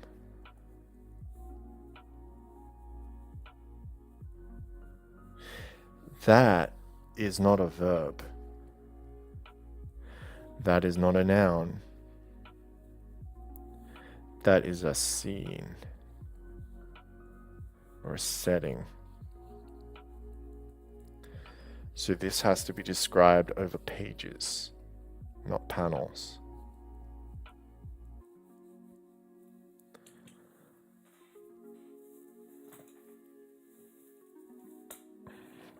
So maybe what you would want to do is maybe there's like one transition of like from global to local on a page. So maybe you'd want to like turn a few different corners, one corner, one corner, one corner, one corner, one corner, and you're traveling like this pathway through the village with no name, and there should be like settings or spots, locations, right? So the person's going from here, going to here, going to here, and going to here. And this is like happening through pages. Like this is page 1, this is page 2, page 3, page 4. It could be pages, it could be panels, but I think that might be too rushed.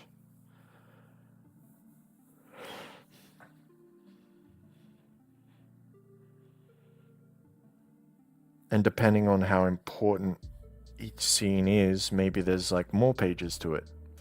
Like this has an A and a B and a C page. So maybe that's the structure. To start with a 1, 2, 3, 4, 5 or whatever of that story arc that happens in that scene or that setting. Okay, so what I normally do is when I write a chapter has multiple scenes. Like maybe three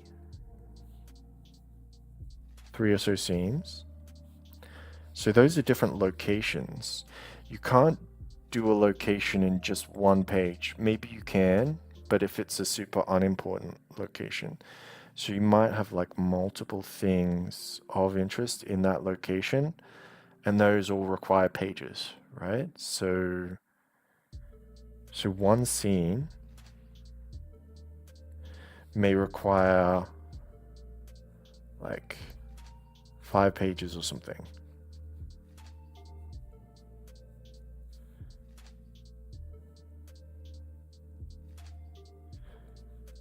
And the chapter itself then might push out to say like 15 pages.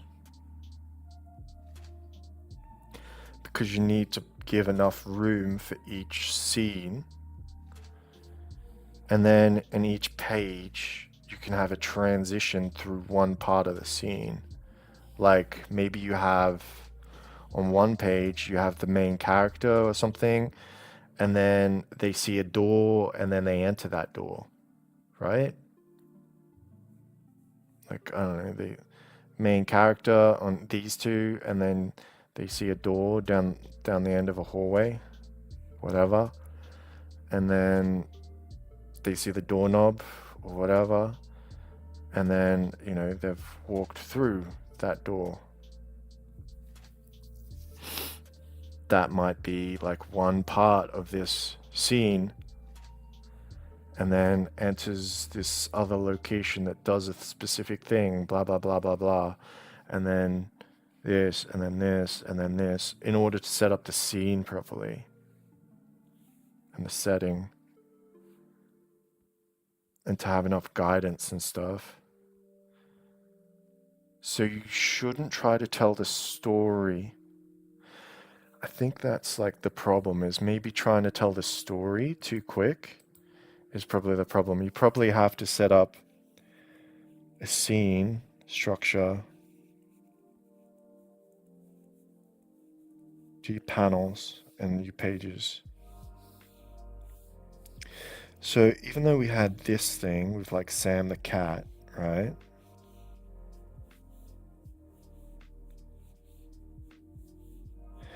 Maybe this is Sam and boy. Maybe this is play. Maybe this is home. And then this is lost. Maybe. But this can be pulled out to like a page. And then so can this. And this. And this. Or 1.5 pages, or however many. Or even half a page. Where maybe you're transiting from one to another. So maybe you have this structure, maybe it's 3 pages.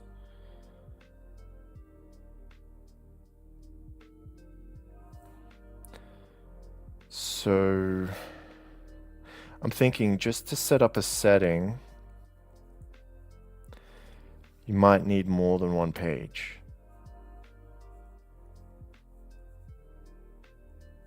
Just because there's different places that you're gonna bounce to.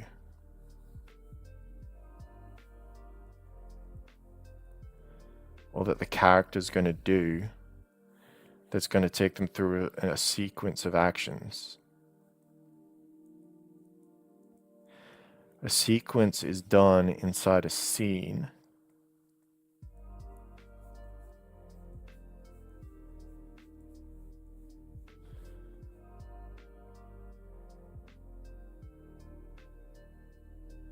But you set these up simultaneously in that page structure.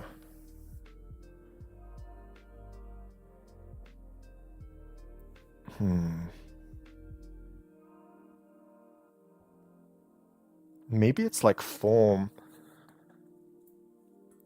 Like with form, you'll have like a cube or something. But in reality, this is actually, you know, a house. So, you know, you change certain aspects of that so that you actually see, oh, it's actually a house. Like, I don't know, windows.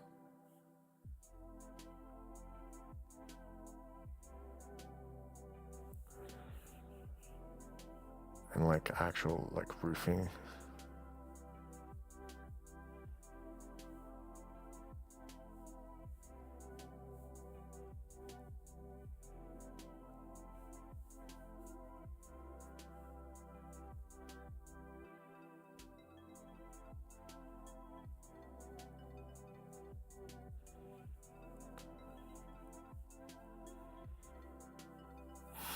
So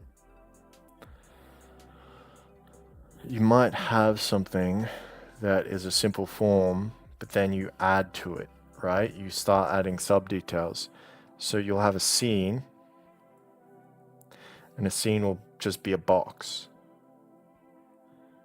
But then you'll add destinations, like locations. And these add details to the scene and to the setting. And so you're essentially setting up these transitions, camera shifts, and angle changes by putting them in panels. So you're getting multiple angles that you're able to describe or whatever by using panel structures rather than a single page. Like if you just use a single page with different focal points, right, where you did this and this, you wouldn't be able to do as drastic of a shift or a change as if you box them differently. But you'll be describing one scene and its different locations. So maybe the whole idea here is to create a specific world, at least for like either a page or multiple pages, so that you can then play out a scene in a location.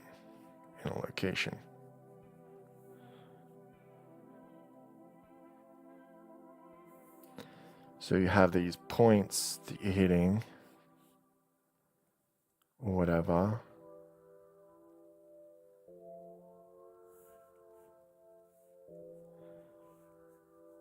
That locate where you are in space or whatever. But then each one of these could potentially be a verb or a new noun. And maybe they also need space to become like a series of steps or something into a sequence. So you need room for both the action and the set. So you can't describe a set in just one panel. You want to describe a set in multiple panels with multiple focal points with changes of angle. And then with actions, you probably can't do those with one page either, or like with one panel either. You probably want to have at least half the page dedicated to one specific action. So the start of something, and then the action of something. Or something like that. Like there's some sort of setup and then like follow through. Yeah. This is starting to make sense now. So you've got to set up like a field in which you start to play the game. And then when you're playing the game, you need a certain amount of time and space to be able to play it properly. Like you can't play a game in a phone booth. You know, you can't, I don't know, play Monopoly in the phone booth because, you know, all the people are outside, like, I don't know, moving their pieces around and stuff. Because the phone booth's too small. So maybe a page or a panel is kind of like too phone boothy, so you've got to like then just think about, okay, for this page I'm setting up the scene, then I'm setting up the action, then we're following through with the action, then we're setting up a scene again, then as we set up a scene, we're then flowing through it. That leads us to a certain outcome, which then takes us through a sequence, which then leads us to a new place. Okay, so it's a little bit heavier than when you write, but there's a similar theme when you write too, where you have to design where they are, what they're doing, where they go. Also in like D&D games and stuff like that, there's a similar thing where you set up, there's like a setup, and then there's an interaction,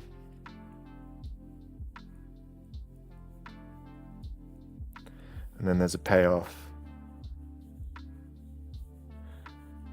it's probably that you want to set things up. It could even just be one page, just sets up the entire location and scene.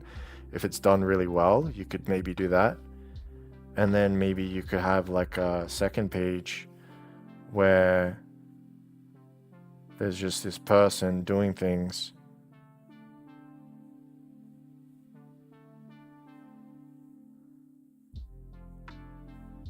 And then maybe then you see them in the scene in this whole place or whatever. Like they've done stuff and that's helped us set up like more of the scene. Like we've given it an establishing shot, then we've done more localized sort of whoosh whoosh whoosh sort of stuff, and then we've put something here. It could even be an ambiance kind of scene that just sets things up, and maybe like there's like a good ceiling to it, like maybe you can interpret lots of stuff from it. And then you could have like another page where something actually happens. And then maybe just have smaller things where it's just small again. And you're just having like this dialogues play out.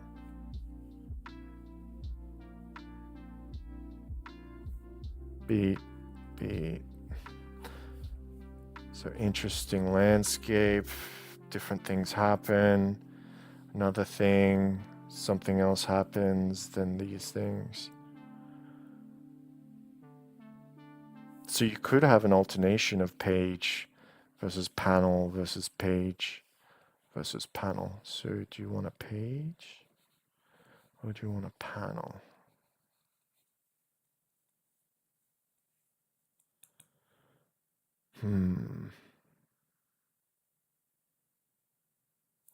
Because a page, you can still split this into multiple different parts. Like multiple focal points.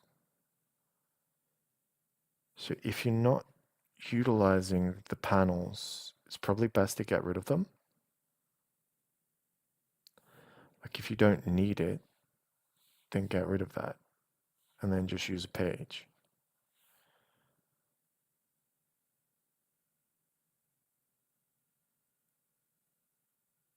Okay. I'm starting to understand panel design better now,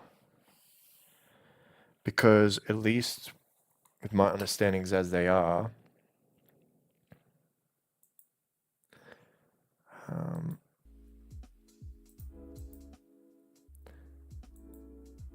at least with my understandings as they are,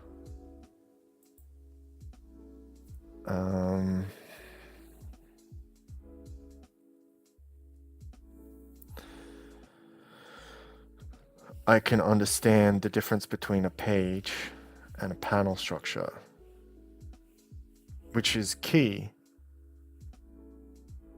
to pretty much any sort of story you're going to tell, whether you just use a page for it or you use panels for it.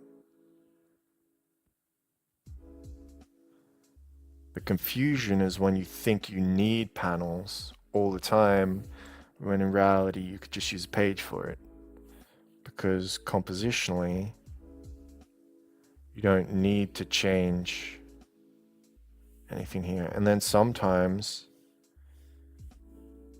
even pages with panels or whatever,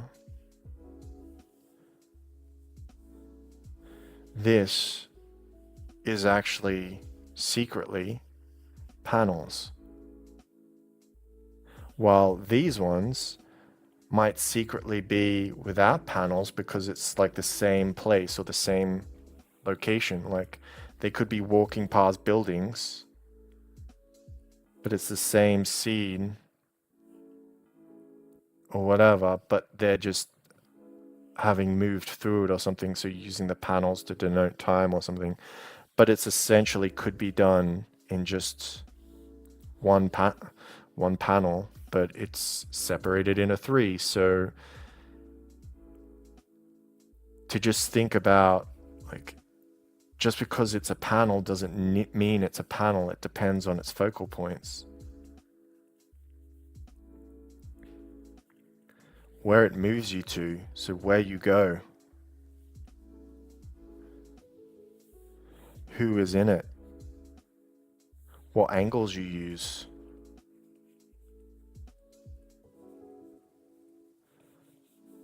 So if you're not using angle changes, maybe this is better, like use a page, or maybe a hidden panel design like this or like this.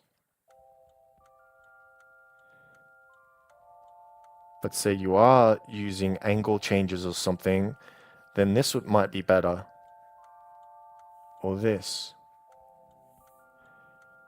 And there's a relationship between how all those things work. So I would say that when you're doing panels and pages, it is almost all composition.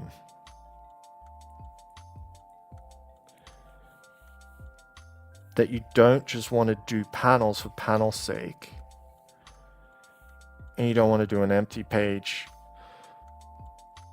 without understanding of like how you can create like focal points and how you can direct people's eyes with design. So ultimately, you just want design on a page that leads people's eyes.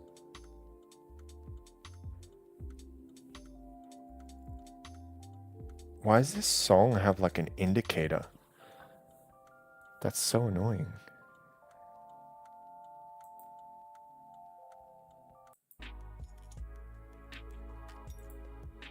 Like, who would create a song with like an indicator? Probably AI creating it, you know? Anyways, so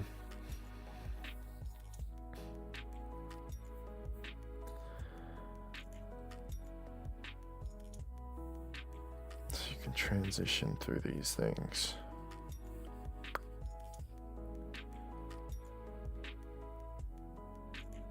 So the definition of a panel is different to me now. It's not a straight definition. There's a blurry line, and it depends on your focal points. And then that impacts scene and sequence.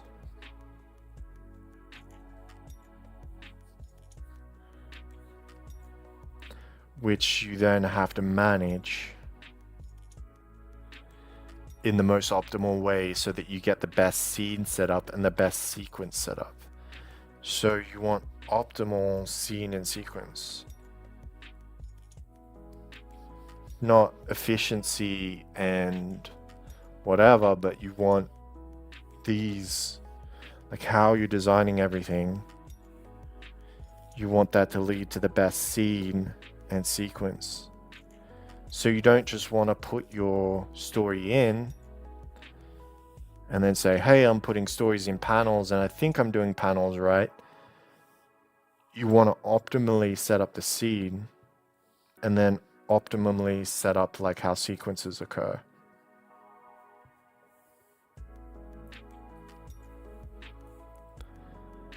And these are just tools in order to change or shift perspective or angle or to indicate another focal point exists.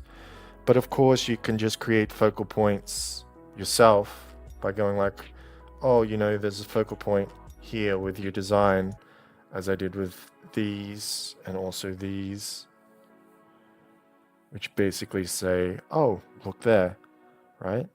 And then quite obviously there's two focal points.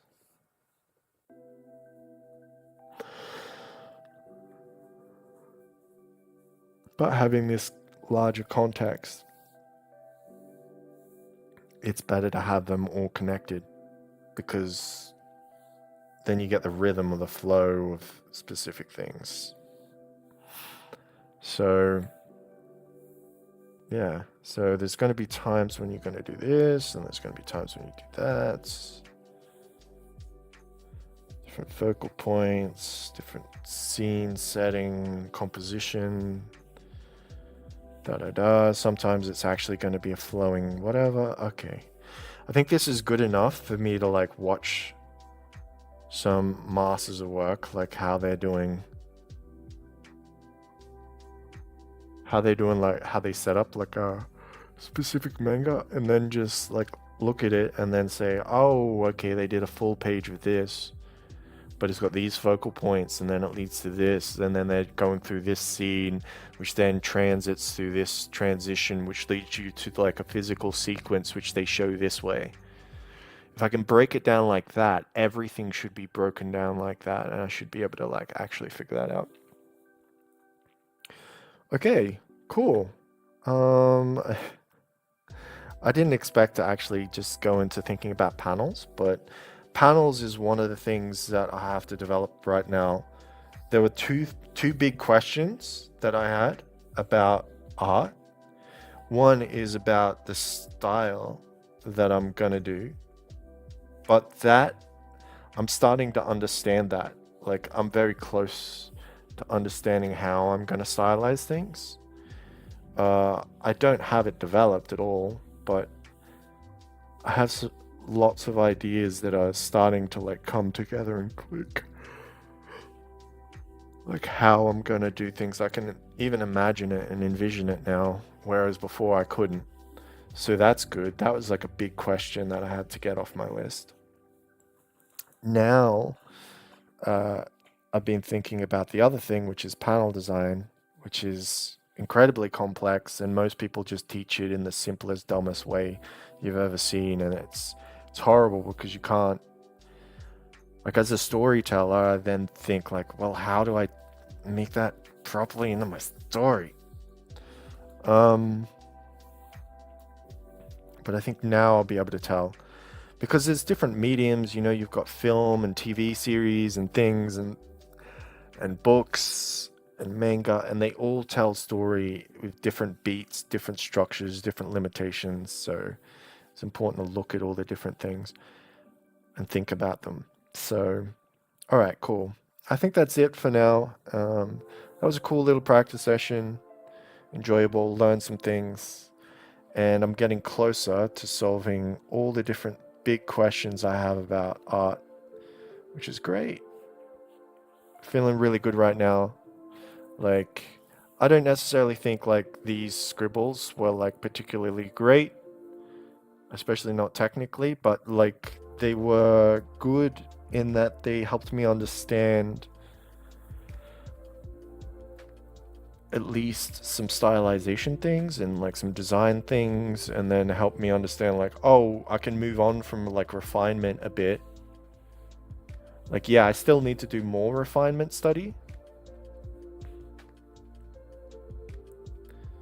but I'm kind of like at least in the mid range. Like normally when you learn something, you start at like the low, and then you get into like the mid range, and then you get into the high range. So my refinement's probably like in here somewhere currently, or maybe it's higher, who knows? But it's in the mid range. I'll get it to a higher range later. So I'm completely content with that.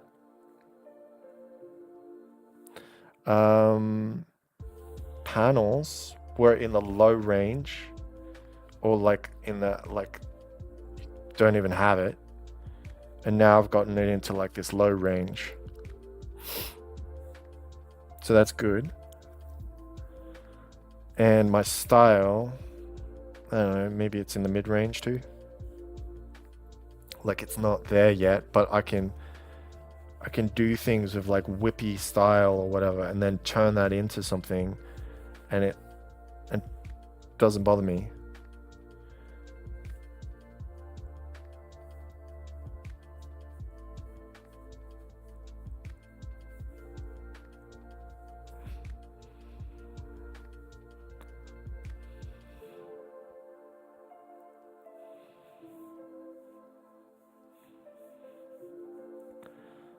Like, look, little chibi alien. Or maybe it's a goblin. Ew. That nose. It's really bad. It's a really bad nose. Looks so dopey. Anyways, so that's cool. And yeah, whenever you're trying to gain a skill, just remember to have fun learning. Because some of the process, once you do get better, it's going to be one of those things where you kind of are nostalgic for all the old challenges because you don't have those challenges anymore. Or at least that's my experience from learning other skills. So I'm trying to just have fun and enjoy this process as I'm tackling these big question marks, these big mysteries, you know? I'm like going on a hunt, searching out truths. And that's like a privilege. It's a gift to be able to just be able to look at things and then find out what's actually going on. It's like awesome. You know, you find all the things and all the different ways that things work, and then you start to understand what's going on. So hope you enjoyed, or hope that was informative, and or if you could follow any of my rambling. Take care and have fun learning. Bye.